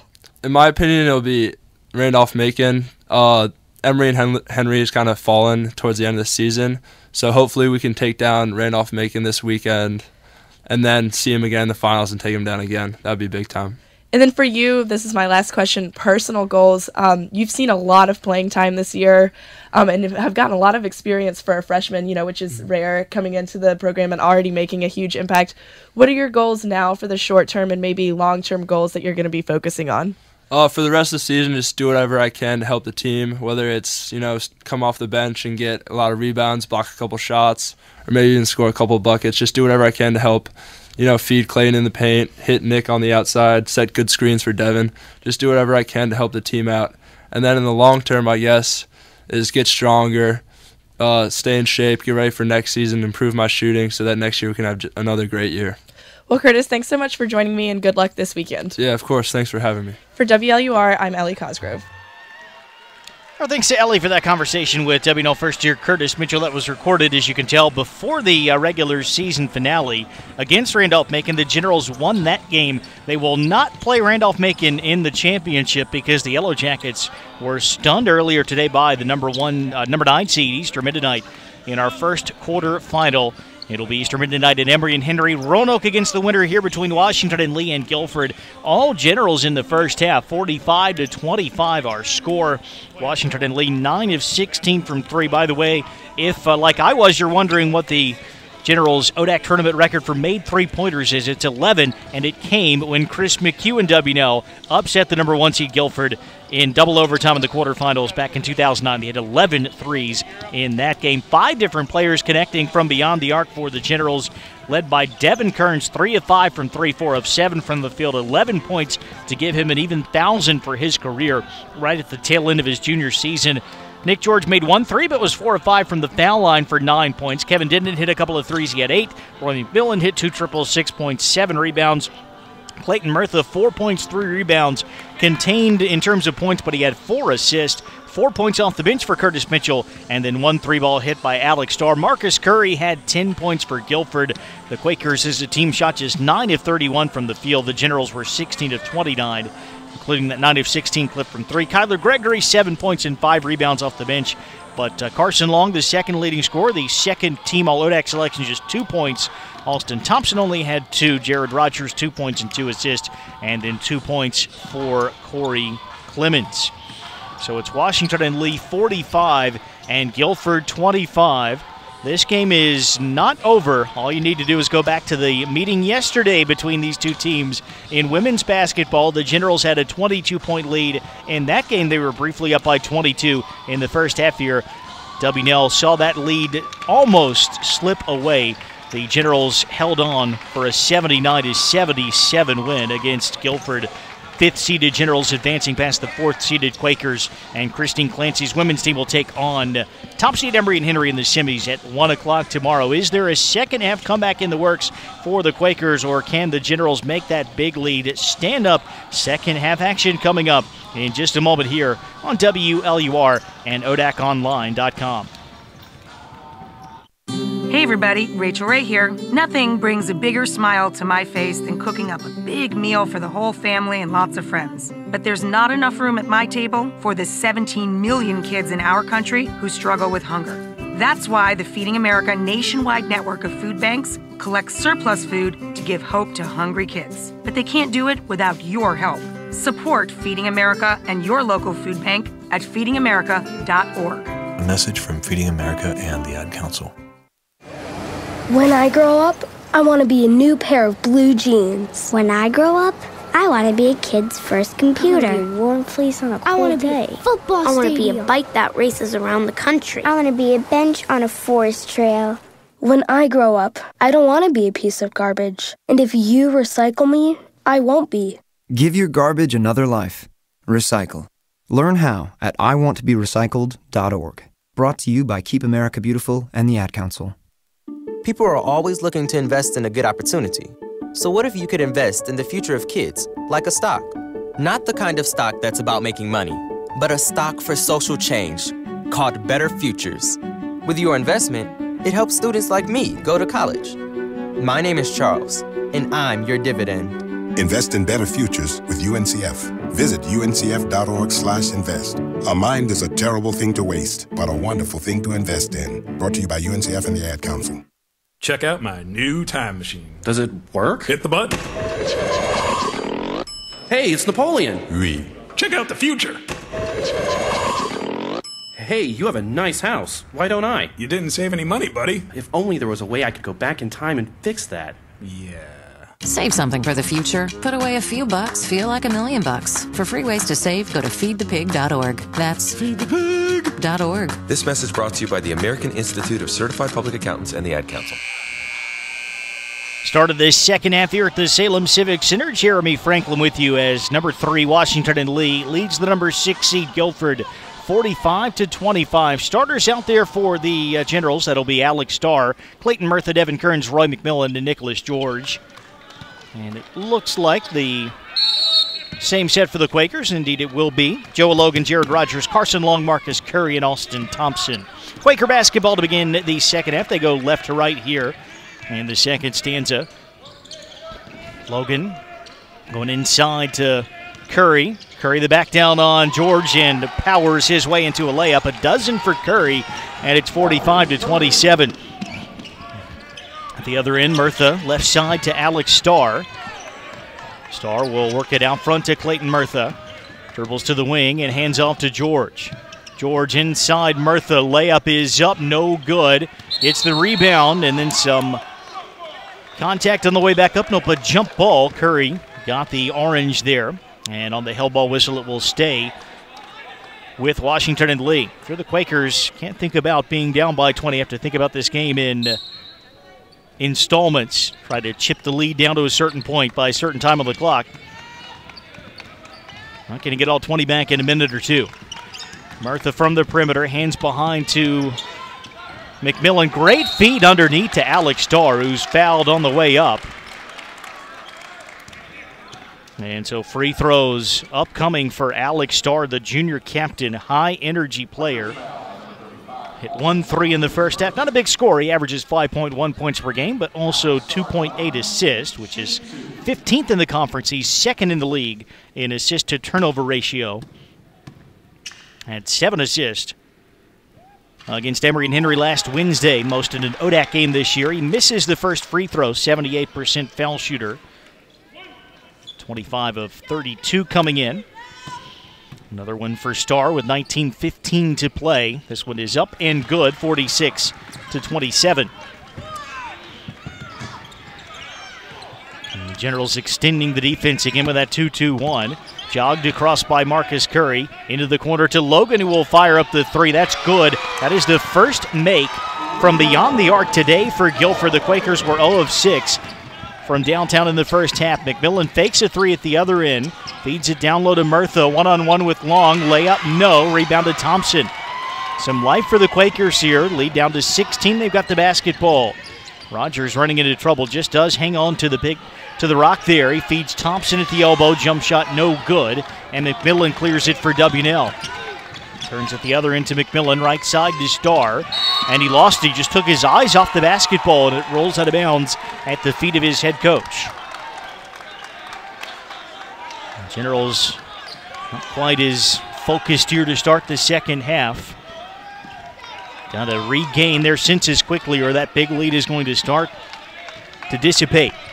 46-30, 18-23 to go. Thompson baseline jumper, no. 12-footer, no good. Set up by Rogers, nice pass, but the shot doesn't fall. At the other end, George, right wing, away to Kearns.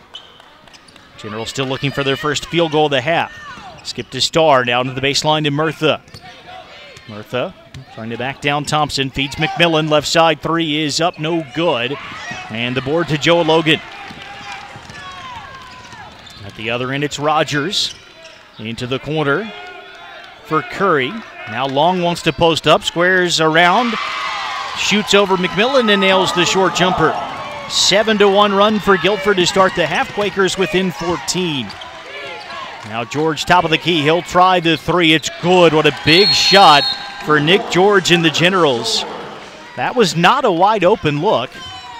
There was a hand in his face, but George buries it to give himself a dozen points and to push the margin back out to 17, the 10th three-pointer of the game here for Washington and Lee. Just one off that ODAC tournament record that they set in the quarterfinal upset of top seed Guilford some 9 years ago. A much better start to the half for Guilford, which was just 9 of 31 from the floor in the first 20 minutes without a made three. The Quakers have hit 3 of their first 5 shots here in the second half, including that triple from Joe Logan. And 49-32 after George answers with a 3-ball for Washington and Lee. Generals coming in as the number 3 seed, tied for second with Roanoke, Emory and Henry, and Virginia Wesleyan, finished second out of that quartet based on the tiebreakers. Roanoke got the 2 seed, beat Lynchburg earlier tonight. Emory and Henry the 4, beat Randolph. Virginia Wesleyan the 5, upset by that same Wildcat team in the first round. The 16 wins for Washington and Lee, the most since the 2009-2010 squad, finished 17-10 overall. And the best ODAC finish since the 1988-89 squad won the regular season title. That team would lose in the ODAC championship game against Hampton-Sydney. The Generals have not won the conference title since 1980. They have a 17-point lead over Guilford here in the quarterfinal round, 17:36 to go. Starters still out there for the Quakers. That's Logan, Rogers, Long, Curry, and Thompson. Kevin Denon and Curtis Mitchell have come in for the Generals, playing with Kearns, McMillan, and George. Pressure again from Washington and Lee. Curry gets it over. Long pass to Logan. Back to Marcus Curry. Now Rogers near the midcourt line. Rogers around the Curry screen, works it over to the wing to Logan. Logan down to the baseline to Curry. Shot clock at 9. Curry again backing down his man and gets the whistle against McMillan. He'll shoot 2. Most of the Guilford offense running through Marcus Curry tonight. The other double-figure scorers this season, Carson Long and Austin Thompson, have struggled to get involved. Long has 4 points, Thompson just 2. Curry has a dozen already, 4 of 5 at the free throw line. This one rims out. Generals foul on Roy McMillan, that's his first. There were only 11 fouls called total in the first half. The Generals do have 3 players with 2, Brueggemann, Mitchell, and Murtha. No one on the Quaker side with more than 1. Curry splits the pair to make it 49-33. Some pressure from Guilford. The Generals break it easily. Kevin Denon will shoot a three on the wing. That's no good. And then the rebound bounces off the shot clock out of bounds back to Guilford. 10 of 19 now are the Generals from three-point range. Up by 16, 3 minutes into the half. Thompson handing off to Rogers. Left side long for three. No good. But the long rebound bounces all the way back to Jared Rogers. Right side to Logan. Guarded by McMillan. Away to Rogers. Dribbles back out against the 6'8" Mitchell on the switch. Now Rogers gets right by Mitchell but misses the layup. And McMillan gets the rebound. McMillan running the floor. Dishes off to Devin Kearns. Now Kearns away to George. Right side to Curtis Mitchell. Now Kearns top of the key. Shot clock at 11. Kearns pulls up for the long jumper. The deep two, no good. McMillan got a tap on the rebound, but it's controlled by Logan. 16-11 to play. 49-33 Washington and Lee. Just one field goal for the Generals so far this half, but the Quakers haven't made that much of a dent in what was a 20-point halftime deficit. Rogers picks up his dribble out front, works it to the wing to Logan. 9 on the shot clock. Logan down the lane, layup, good. Logan attacking from the wing. He's got 5 all in the second half. 49-35 and a steal for Marcus Curry. 3-on-2 for the Quakers.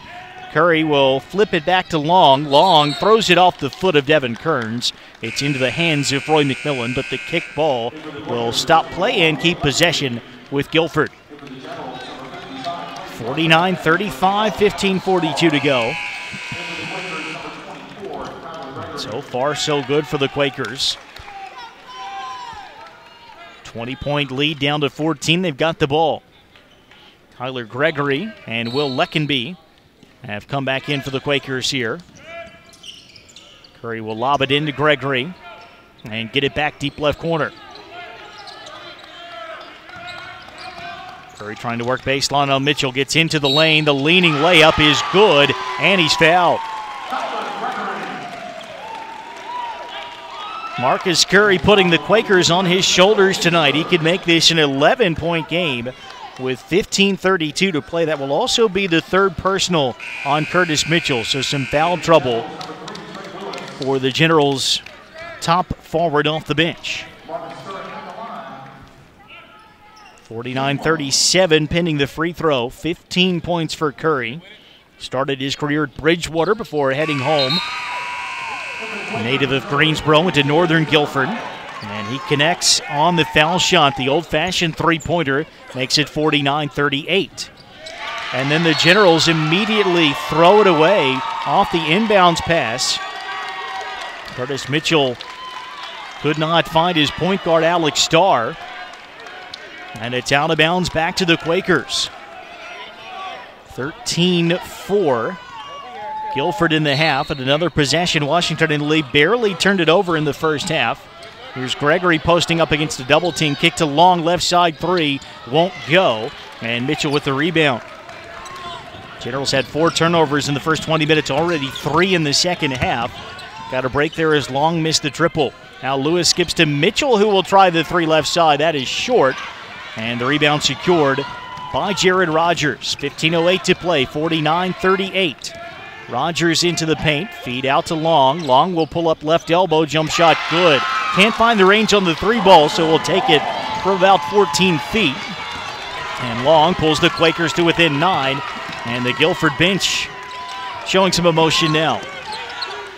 Lewis right side, Murtha. Murtha driving all the way in, lays it up and in. A rare clear path to the basket for Murtha that time. Just his 3rd bucket tonight.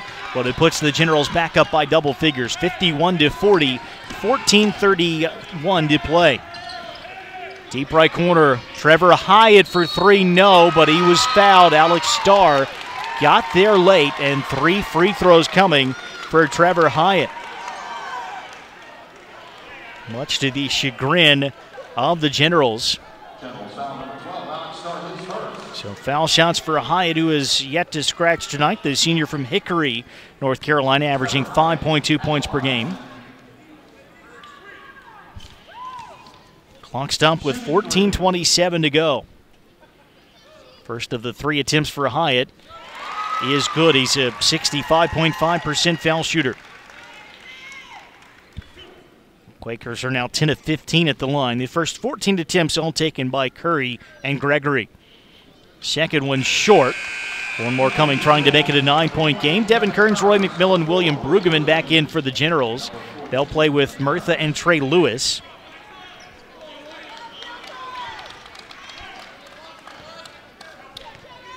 (51-41).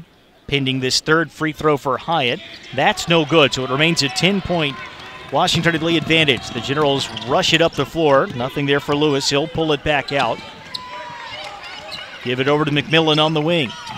Out front to Kearns. Kearns for McMillan, middle of the lane. McMillan spins off a defender who goes down, misses. Murtha taps the rebound to him. The Generals have a new shot clock.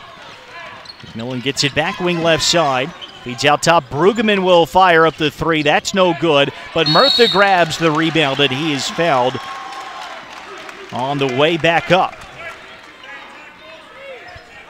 So free throws for Murtha with exactly 14 minutes to play. First of the game for Murtha, who has made more free throws than all but one other player in Washington and Lee program history. 560 make it 561. And it's a good sign for the Generals when Murtha is hitting his free throws, as he comes into this game just 56.9% on the season. Second one here is good, so Murtha makes them both, and the lead is back to 12. Quaker foul, by the way, the second on Kyler Gregory. Guilford gets it over against the Generals press. Curry will sprint down the lane, feed the corner. The 3 ball is up and good for Will Leckenby. So Curry creating a shot for a teammate. It's 53-44.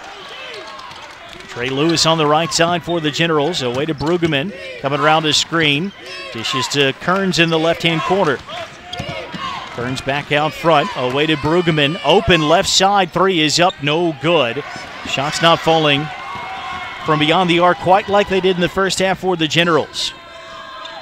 Just 1 out of 6 now from three-point range, if my math is correct. They were 9 of 16 in the first half, and the Quakers, who've gotten a 20-point deficit down to 9 in less than 7 minutes, can pull even closer here. Curry dishes left wing Rogers. Away to Leckenby, spotting up for another 3. That's too strong. And Curry over the back of Kearns on the rebound. That'll be the second foul on Marcus Curry. Also the second team foul on Guilford this half, and it will take us to, I believe, a timeout. Nope, we're going to keep it here. 13 minutes to play. It's Washington and Lee 53, Guilford 44. Some changes during the stoppage there. It's now McMillan, Kearns, George, Murtha, and Denon for Washington and Lee against Rogers, Gregory, Leckenby, Curry, and Corey Clemens has come back on the floor for Guilford. McMillan between the circles. Bounce pass to Murtha, left elbow. Murtha over to McMillan. McMillan stops out front and now feeds inside looking for Murtha. And that ball was deflected out by Gregory. Generals will keep it on the baseline with the shot clock at 14.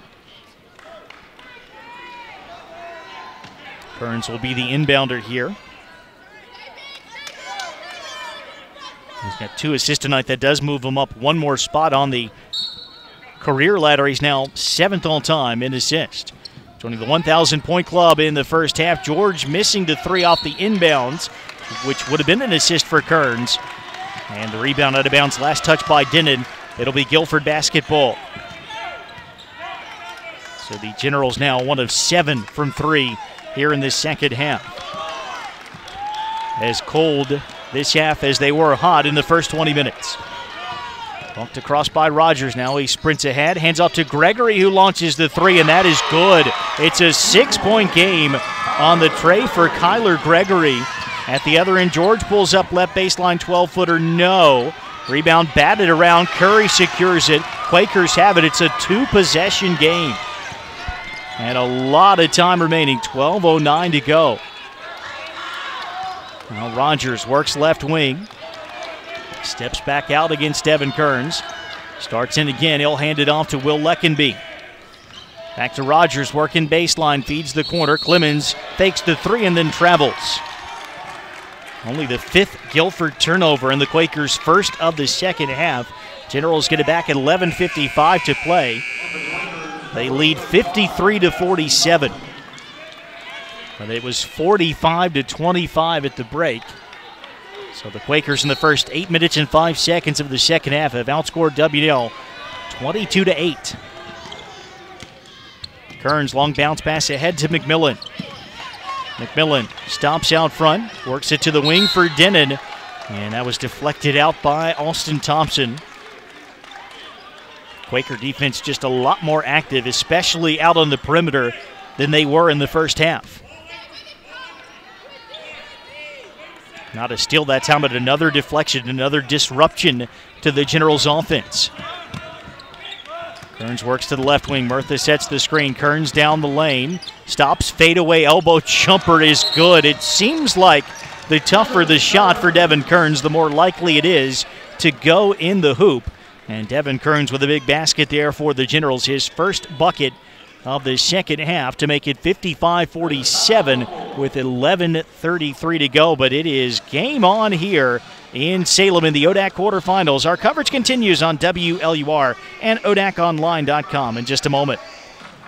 Okay, forest animals, kids are coming to the forest, and it's up to us to make their visit a good one. Sparrow, have you practiced the most popular bird songs for the year? Of course.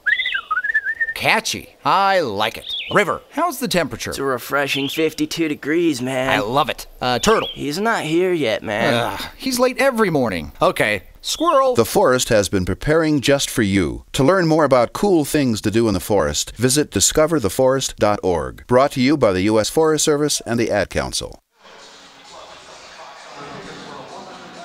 55-47, Washington and Lee, 11:33 to play second half.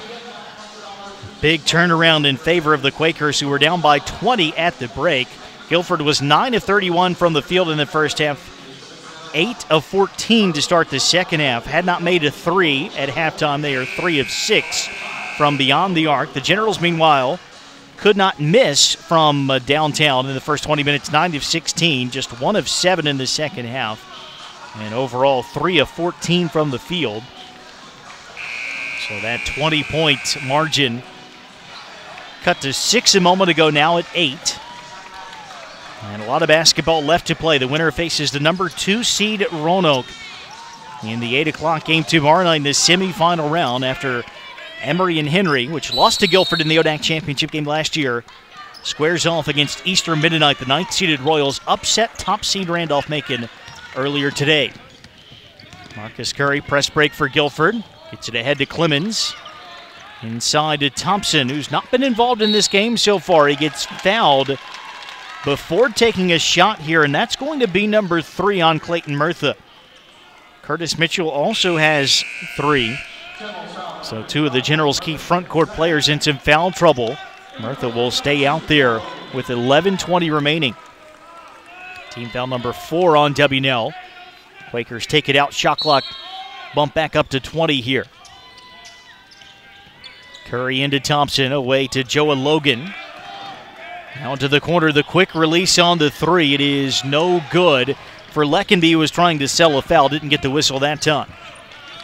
At the other end, Denon deep left corner. Away to Devin Kearns.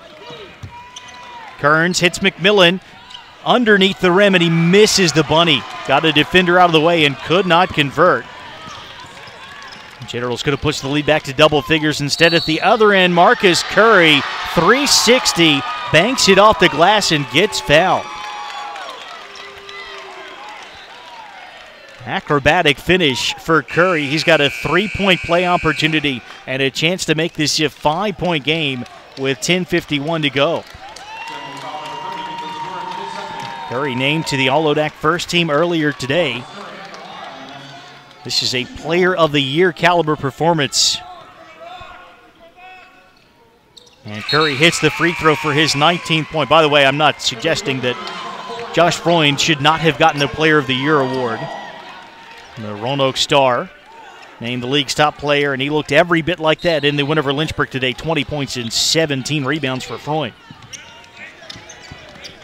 55-50. Kevin Denon, left side three off the feed for Mitchell is good. Kevin Denon with his third three of the game. He's got 11 points. Answering the old-fashioned three-pointer from Curry and putting the Generals back up by 8. 10.5 minutes left, second half. Jared Rogers stepping back out against Denon. The Generals in man-to-man. Comes around to Thompson screen. Picks up his dribble, needs some help. He'll feed it inside to Thompson. And Murtha defending well with 3 fouls. Got a piece of the shot, but Denon fumbles the loose ball, and it will stay with Guilford.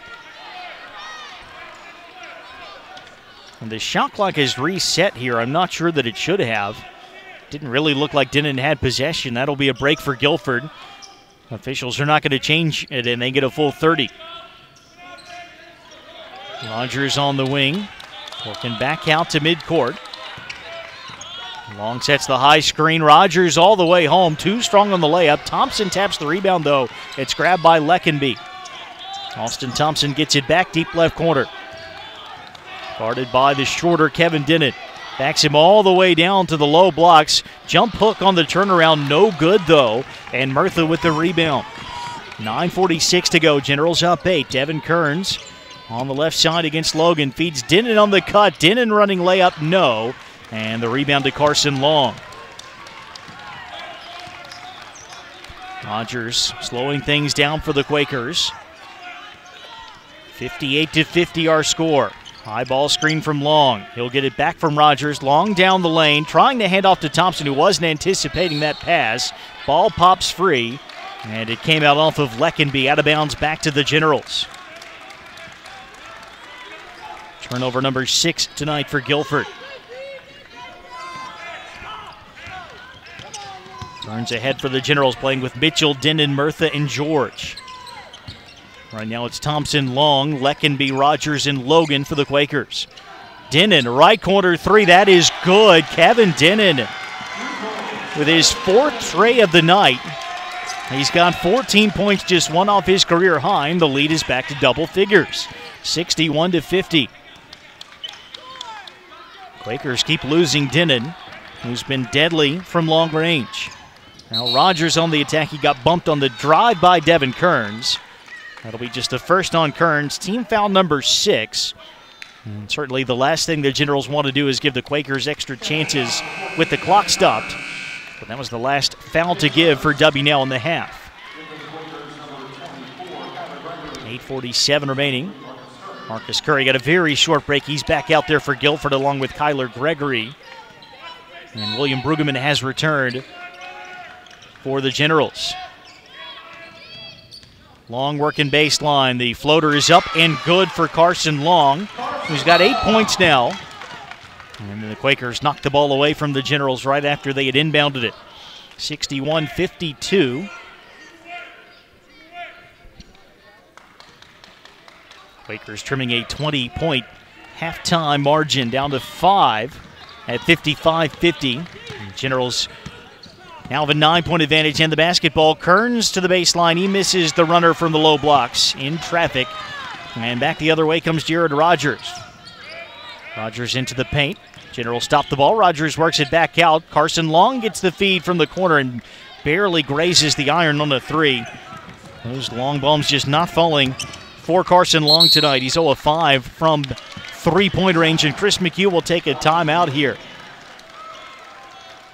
Generals seem to have regrouped after the big Guilford run. It's a 9-point Washington lead advantage with 8:11 to play here in the second half. You're listening to the ODAC Basketball Tournament on WLUR and WLUR All Access and watching on ODACOnline.com.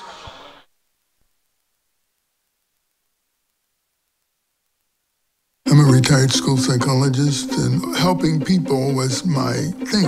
After my stroke, when Meals on Wheels started, I was on the other end of the stick, so to speak.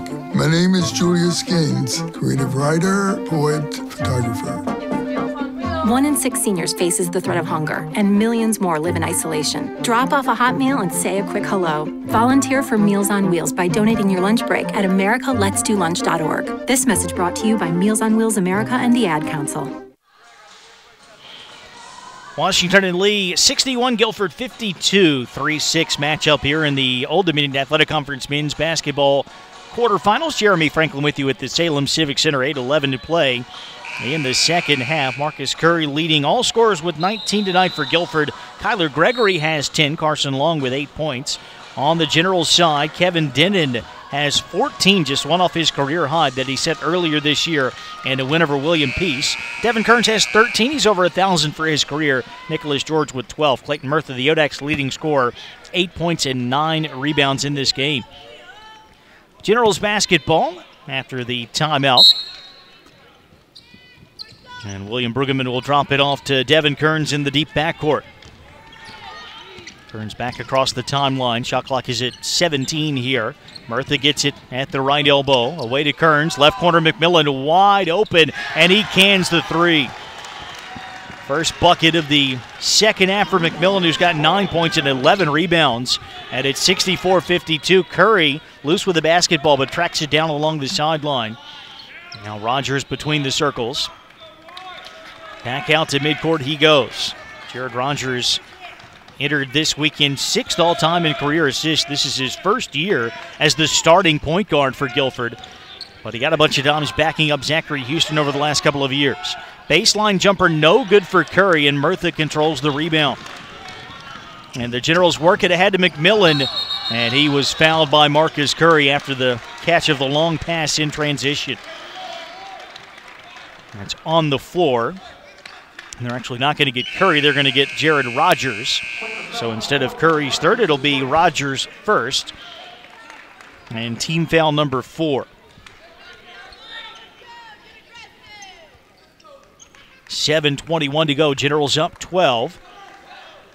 Shot clock at 25 as Kearns will inbound from the baseline. Lob out front to McMillan.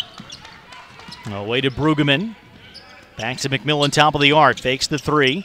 Works it to Brueggemann on the wing. Brueggemann, dish back out to fellow first-year Mitchell. Gets into the lane, misses the leaner. Put back, no. He gets it again. Kicks to McMillan, who works baseline. Passes back out to Kearns, who banks in a three. And that is the 14th made three of the game for the Generals. They've already broken the record they set against the Quakers some 9 years ago, back to a 15-point lead. Curry drives, fires to Gregory. His lay-in, no. And here come the Generals. Bounced off the rim, did the attempt for Gregory. Kearns stop and pop 12-footer. That's too strong. Maybe an ill-advised shot that time. The Quakers have it. 6.5 minutes to play. Generals up 67-52. Rogers stepping all the way back out to midcourt again. Quakers maybe need to play with a little bit more urgency right now. Speed it up just a bit. Curry left baseline. Shoots the 14-footer over Mitchell. It's no good. And McMillan the rebound. Now Kearns to McMillan at the other end. Slings it right side to Brueggemann. Out front to Nick George. George around the McMillan screen. Pulls up left elbow. Just off on the long two. And Long secures the rebound for Guilford. But the margin still 15, 5:51 to play, as Tom Palumbo will take a timeout here. Quakers, the defending ODAC champions, on the ropes. They did a great job to get back in this game after trailing by 20 at halftime. They whittled the lead all the way down to 5, but since then, a 12-2 run for Washington and Lee, and the Generals have re-established control. Winner will get the number 2 seed Roanoke at 8 o'clock tomorrow night in the ODAC semifinals. That is not a matchup that has been favorable to the Generals this season. Roanoke won both games against W pretty convincingly, 90-54 at the Warner Center in late January. And then 13 days ago, 84-66 across town here in Salem at the Kreger Center. If Guilford can make another rally, they did beat Roanoke in the lone regular season meeting. That was in Salem on the 18th of January. 15-point lead for Washington and Lee inside of 6 minutes to play. Guilford basketball, Trevor Hyatt back on the floor. Dumps it into Thompson, who gives it off to Rogers. Rogers around the screen from Leckenby, trying to feed inside to Thompson, He and Murtha were battling for position, and Clayton Murtha is going to pick up his 4th personal foul. It's also the 7th team foul, so a 1-and-1 opportunity for Austin Thompson, who only has 2 points tonight. He averages 11.4 points and 7 rebounds. 64% foul shooter is the junior from Durham. Let's double-check the foul count. And Thompson missing the free throw. McMillan with the rebound. The scoreboard here in Salem has Murtha with 3 personals. Can't imagine him staying on the floor if he did have 4. We'll double-check that. Murtha gets it inside at the other end. Posting up Gregory. Leans in to a layup. Count the bucket and a foul. I'm not sure in the time I've spent covering WNL that the Generals have had a player who finishes through contact better than Clayton Murtha. He's got a 3-point play opportunity and a chance to push the lead back out to 18 with 5:29 remaining. And he will hit the free throw. Murtha 3 of 3 at the line tonight. He's got 11 points, and it's 70-52. Murtha does have just the 3 fouls and not 4, as I thought initially. There was a foul back in the first half that either I got wrong or was changed to Trey Lewis instead of Murtha. Gregory missing a layup down low, but cleans up and gets the second chance bucket to go. It's 70-54. Kyler Gregory with 12 tonight. Inside of 5 minutes left, second half. Kevin Dennett inside to Murtha, going back to work on Gregory. Layup, no. Gets his own rebound. He's fouled on the second chance attempt.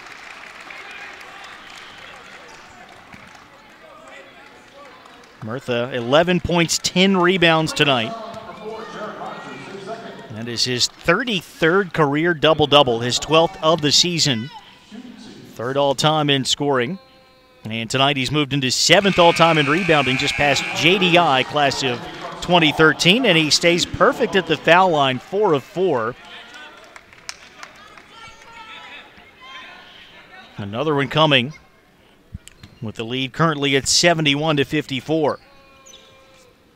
And Murtha finally missing from the foul line, but it's a 17-point margin in the Generals' favor.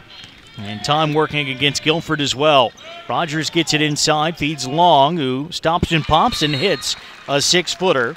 And that'll be followed up by a Guilford timeout. Long in double figures now with 10, but it's still a 15-point lead for Washington and Lee, 71-56 with 4:40 to play. You're listening to the ODAC Basketball Tournament on WLUR and WLUR All Access and watching on ODACOnline.com. Right back to Salem after this message. Man, do I love card night. You ready, boys? You got a king? Go, fish dad! Oh, come on! This is WWE superstar Titus O'Neil. It only takes a moment to make a moment. Take time to be a dad today. Learn more at 877-4DAD-411 or visit fatherhood.gov. Brought to you by the U.S. Department of Health and Human Services and the Ad Council. 71-56 Washington and Lee, number 3 leading number 6 Guilford. 4 minutes and 40 seconds left in the second half. The Generals 9 out of 16 from 3 in the first half, built up a 20-point halftime lead. The Quakers got within 5 at 55-50 earlier this half, but the Generals have regained control. They started hitting threes again, now 14 of 27 from long range.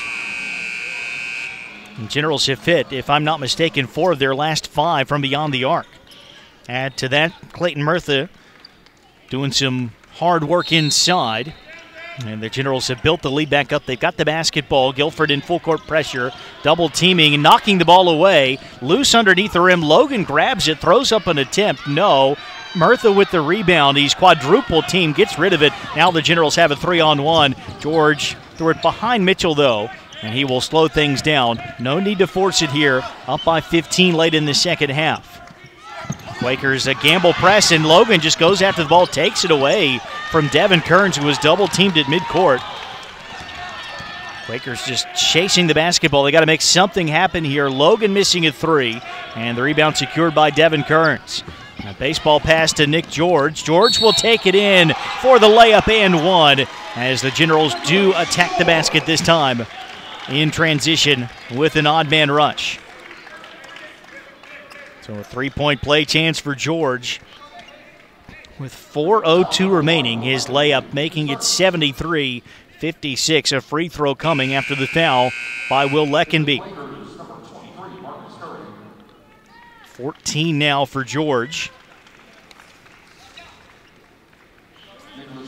And a free throw coming. He is 4 of 5 at the line tonight, the senior from Charleston, West Virginia. Foul shot on its way and good. And the Generals have an 18-point lead.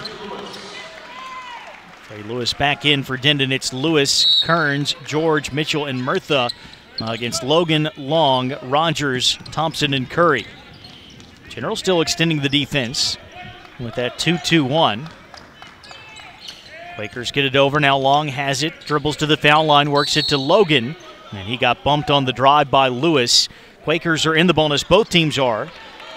17 fouls each way before that last one. So number 8 on the Generals will give the Quakers a 1-and-1 chance. Free throws for Joe Logan. First year from North Wilkesboro, North Carolina. 5.5 points per game. He's got 5 points tonight. First free throw attempt for an 85% shooter. It's good. So Logan earns the bonus shot. Roy McMillan replaces Curtis Mitchell for the Generals. Foul on Lewis was his second personal. 3:50 to go. Logan's second free throw short, and Murtha with another board. And then the Quakers again going after the basketball. They knock it away. Out of bounds at midcourt. It'll stay with Washington and Lee. Just a gamble press right now you would never see if the Quakers did not need to make up a big deficit in a big hurry. So if the Generals get the ball up the floor, they're going to have an open layup almost every time. Kearns driving baseline. And that ball knocked out as he tried to feed Lewis in the corner.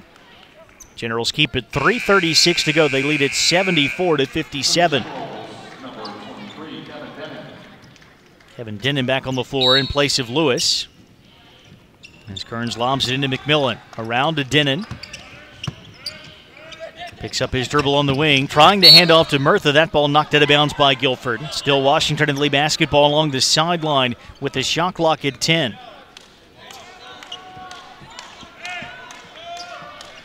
Denon will inbound. All the way back near midcourt. And Chris McHugh has called a timeout. Trying to make sure his team takes care of the basketball down the stretch here. Only 9 turnovers so far tonight for Washington and Lee, just 6 for Guilford. With the Quakers extending the defense. A lot of double teams, even some triple teams just chasing the basketball. You need to make sure that all 5 of your players are on the same page at all times. 17-point Washington and Lee advantage with 3:29 to play here in the second half. The Generals blitz the Quakers with 3-pointers in the first half at 9 out of 16. In the opening 20 minutes, built up a 20-point lead. Guilford made a run to get back in it, but then the Generals reasserting themselves down the stretch. 16 points for Devin Kearns tonight, 1,005 for his career, became the 26th member of the 1,000-point club at WNO, joining his teammate Clayton Murtha, who's third all-time. Murtha with a dozen points tonight, 1,833 for his career. In between Kearns and Murtha on the scoring chart, George has 15, Denon 14. Clayton Murtha has 13 rebounds to go along with those 12 points. Roy McMillan, 9 points, 13 boards. Marcus Curry's got 19, leading all scorers for Guilford, 12 for Gregory, 10 for Long. So Generals basketball. Again, 3:29 left on the game clock. Shot clock is at 10 as Kearns will inbound from the sideline. Into Murtha. Murtha driving in on Long all the way inside, and he draws contact, and it has to be a blocking foul because the player who went down, Joe Logan, was inside the restricted area. Logan was camped out there, but he was inside that semicircle, so no chance of drawing player control. Instead, Murtha to the line for 2. 57% free throw shooter on the season, but 4 of 5 tonight. All of those attempts coming in the second half. Clock stop with 3:25 to play. Murtha's first free throw here is up and good. Generals playing offense, defense with Denon and Lewis right now, getting Kevin Denon out there for their possessions. They like what Lewis brings on the defensive end. Murtha missing the second. McMillan taps the rebound in our direction. Out of bounds it'll go to Guilford. 3:23 left and the Generals up 75-57. First time wearing the white jerseys as the higher seed in Salem in a long, long time. Closing in on a semifinal meeting with the number 2 seed Roanoke tomorrow night. Long to Thompson. After Long made the backdoor cut, tried to give it up. Thompson fumbled it, got it back, feeds Long. He airmails a jumper. And then Clayton Murtha leaps in the air and throws the rebound off the leg of Logan out of bounds. Hustle play for Washington and Lee. The Generals get it back with an 18-point lead, about to hit the 3-minute mark here in the second half. Press break, McMillan ahead to George. Passes up an open jumper so the Generals can run some clock. They like to play fast, but not with a big lead. And 2 3/4 minutes remaining in the second half. 7 on the shot clock. Kearns on the wing against Thompson. Kearns into the lane, and he gets fouled. Curry coming over as the help defender. Kearns exploiting that mismatch against the post, Austin Thompson, and we've got free throws coming for the Generals. I believe that'll be Curry's third. It is. And Devin Kearns to the line with 2:38 to go. First free throws of the game for Kearns. And his first attempt, nothing but that 77% foul shooter, the junior from Cibolo, Texas. Trevor Hyatt back in for Joe Logan. And a second foul shot for Kearns. He can push the lead back to 20. That was the halftime margin before the Quakers made their run early in the second half. And the Generals righted the ship, and now they're up 77-57 with Kearns hitting that second free throw. Rogers the drive and dish to Thompson. His floater up, no good. Just 2 points for Austin Thompson tonight. Fighting hard, he got the ball away from McMillan. Misses another chance. Long grabs the rebound, lays it off the back iron and in while getting fouled. It has not been Austin Thompson's night. He had 16 in the home game against the Generals back in November, but just 1 bucket tonight. However, he did create the turnover. Though he missed the layup attempt, he set things up for Long to grab the rebound. Carson Long with his first free throw of the night. That's good. And the three-point play makes it 77-60, but just 2:20 to go. Generals break the press, pull it back out to eat some more clock. Kearns against Rogers back at midcourt.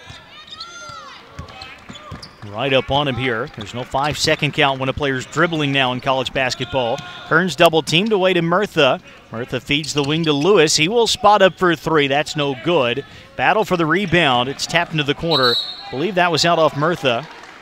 No, they're going to say last touch by Guilford. Generals will keep it. 1:53 to go, up by 17. Trey Lewis will inbound from the sideline. An extended possession for the Generals. The Lewis three-point attempt came with the shot clock down to about 6. And now Max Anderson has decided that Jared Rogers was guarding Devin Kearns just a little too closely there. He's called the foul on Rogers. That'll be the 10th team foul, so double bonus for Kearns. Back to the line with 1:51 left. You're listening to the ODAC Basketball Tournament on WLUR Lexington, 91.5 FM, and WLUR All Access, powered by First Team Broadcasting. Our coverage with a video cast on ODACOnline.com. Jeremy Franklin with you at the Salem Civic Center. Kearns hitting the first free throw. 3rd seed Washington and Lee on top of the number 6 seed Guilford, 79-60 after Kearns makes them both. 1:51 to play. And we'll see the first action of this ODAC tournament for the Generals' 3rd senior. Joining Clayton Murtha and Nick George is Michael Hagar out of Cary, North Carolina. Carson Long for the Quakers. Left side to Rogers. Rogers back out to Carson Long. Leaning layup is up, no good. McMillan taps the rebound out. It's grabbed by George. The Generals push it ahead to Hagar. Back out to Kearns. 90 seconds separating Washington and Lee from its second straight trip to the ODAC semifinals. Last year's journey came with a big upset of second seed Randolph-Macon when W&L was the 7 seed. This year it'll come as the higher seed. Not necessarily the favorite. Guilford, defending ODAC champions, only 1 game behind the Generals in the standings, even though they were the number 6 seed. Shot clock had won. A step-back 18-footer is good for Roy McMillan. A little exclamation point for what has been a fantastic shooting night for the Generals. That was not a 3. They've reined in a ton of those. But a buzzer-beating long 2 to prevent this shot clock violation. 81-60, 47 seconds to go. Trevor Hyatt's right corner 3, no for Guilford. Curry rebounds. He makes the second chance bucket while getting fouled.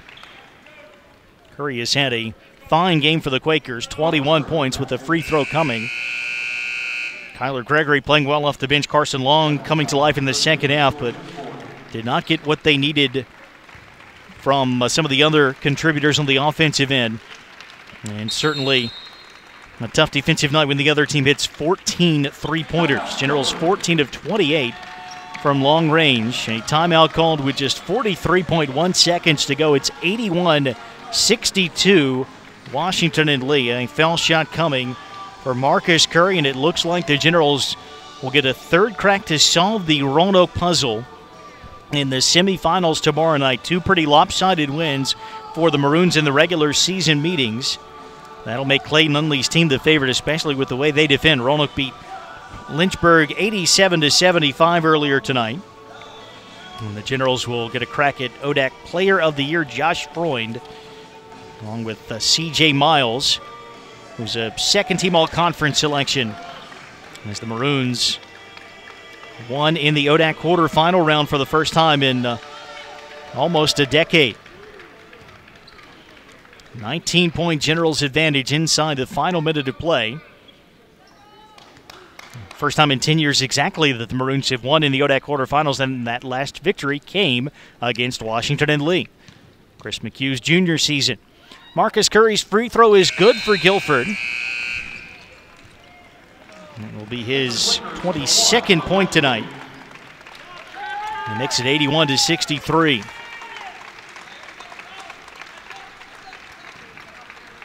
Curtain call for Trevor Hyatt, one of the Guilford seniors, as he checks out. Devin Kearns has it out front for Washington and Lee. Right side to Hagar, out top to McMillan, over to Murtha on the wing. Back to Kearns. 25 seconds to go, shot clock at 10. Kearns drive and dish, Hagar, corner 3 for the Generals, no.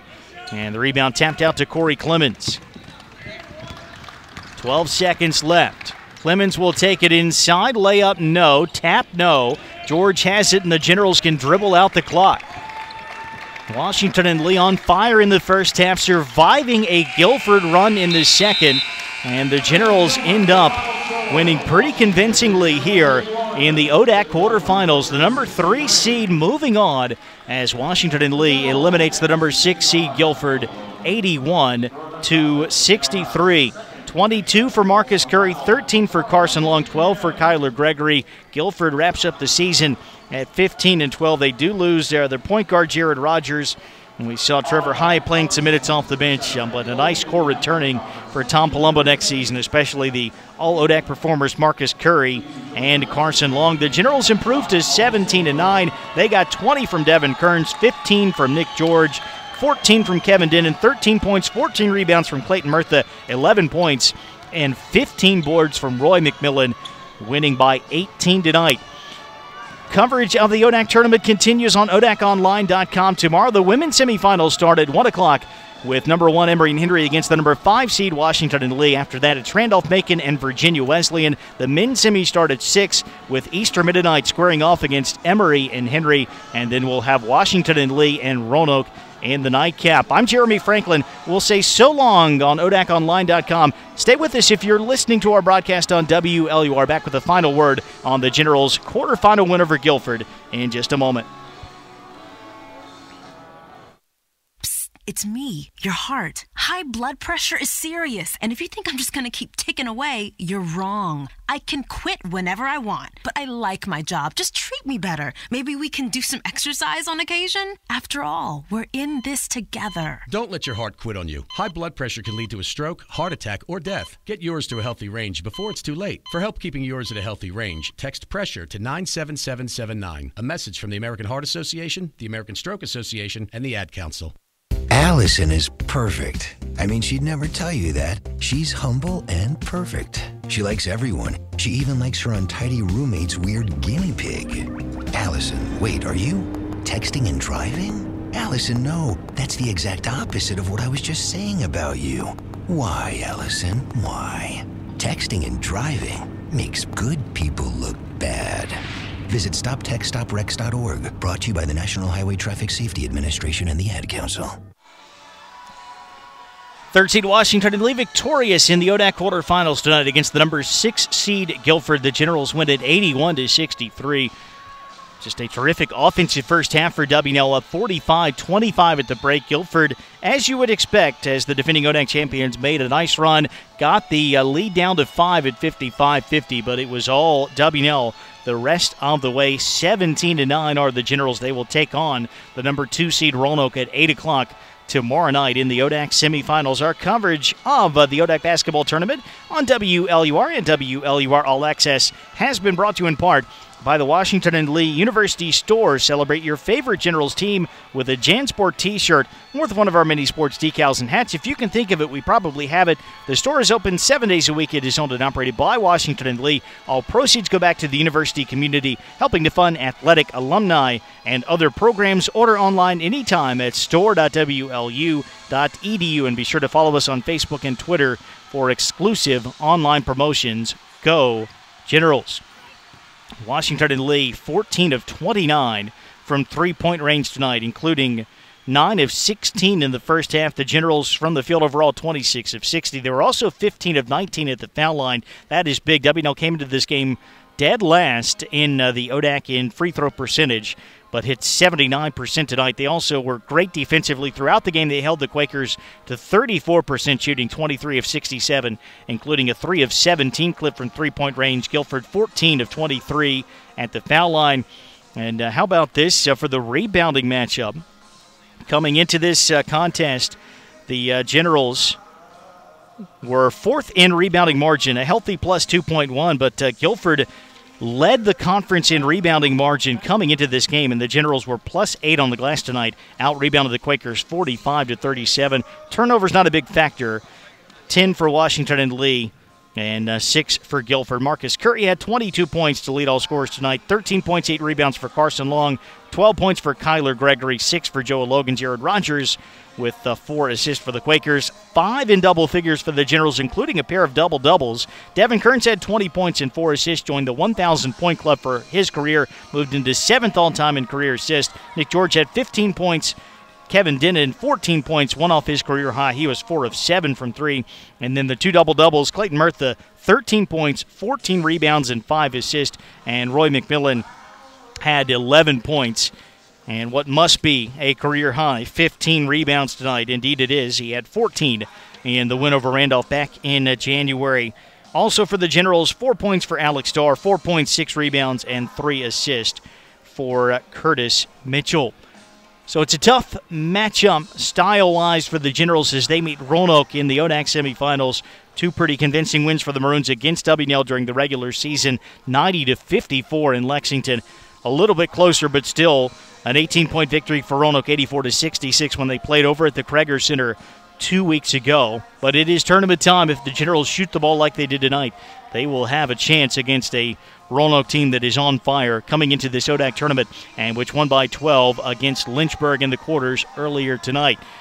So our coverage of the ODAC basketball tournament will continue on WLUR All Access tomorrow night 8 o'clock tip time, and we'll get on the air at approximately 7:50 for that Washington and Lee Roanoke game. You can find the link to listen online at wlu.edu/WLUR or at firstteambroadcasting.com. We'll have video coverage of the women's semifinals. I'll slide over to our TV broadcast tomorrow as the Generals, the number 5 seed in that tournament, take on top seed Emory and Henry at 1 o'clock. Richie Wagner will join me for that broadcast. Lots more basketball coming your way from Salem, with both WNL teams advancing to the semifinals. For now, we'll say so long thanks to Tracy Halloran and the fine folks at First Team Broadcasting, as well as to Jeremy Absug back in the WLUR studio. You've been listening to the ODAC Basketball Tournament on WLUR and WLUR All Access. I'm Jeremy Franklin, saying goodbye from Salem. The number 3 seed Washington and Lee wins it in the ODAC men's basketball quarterfinals over number 6 Guilford tonight.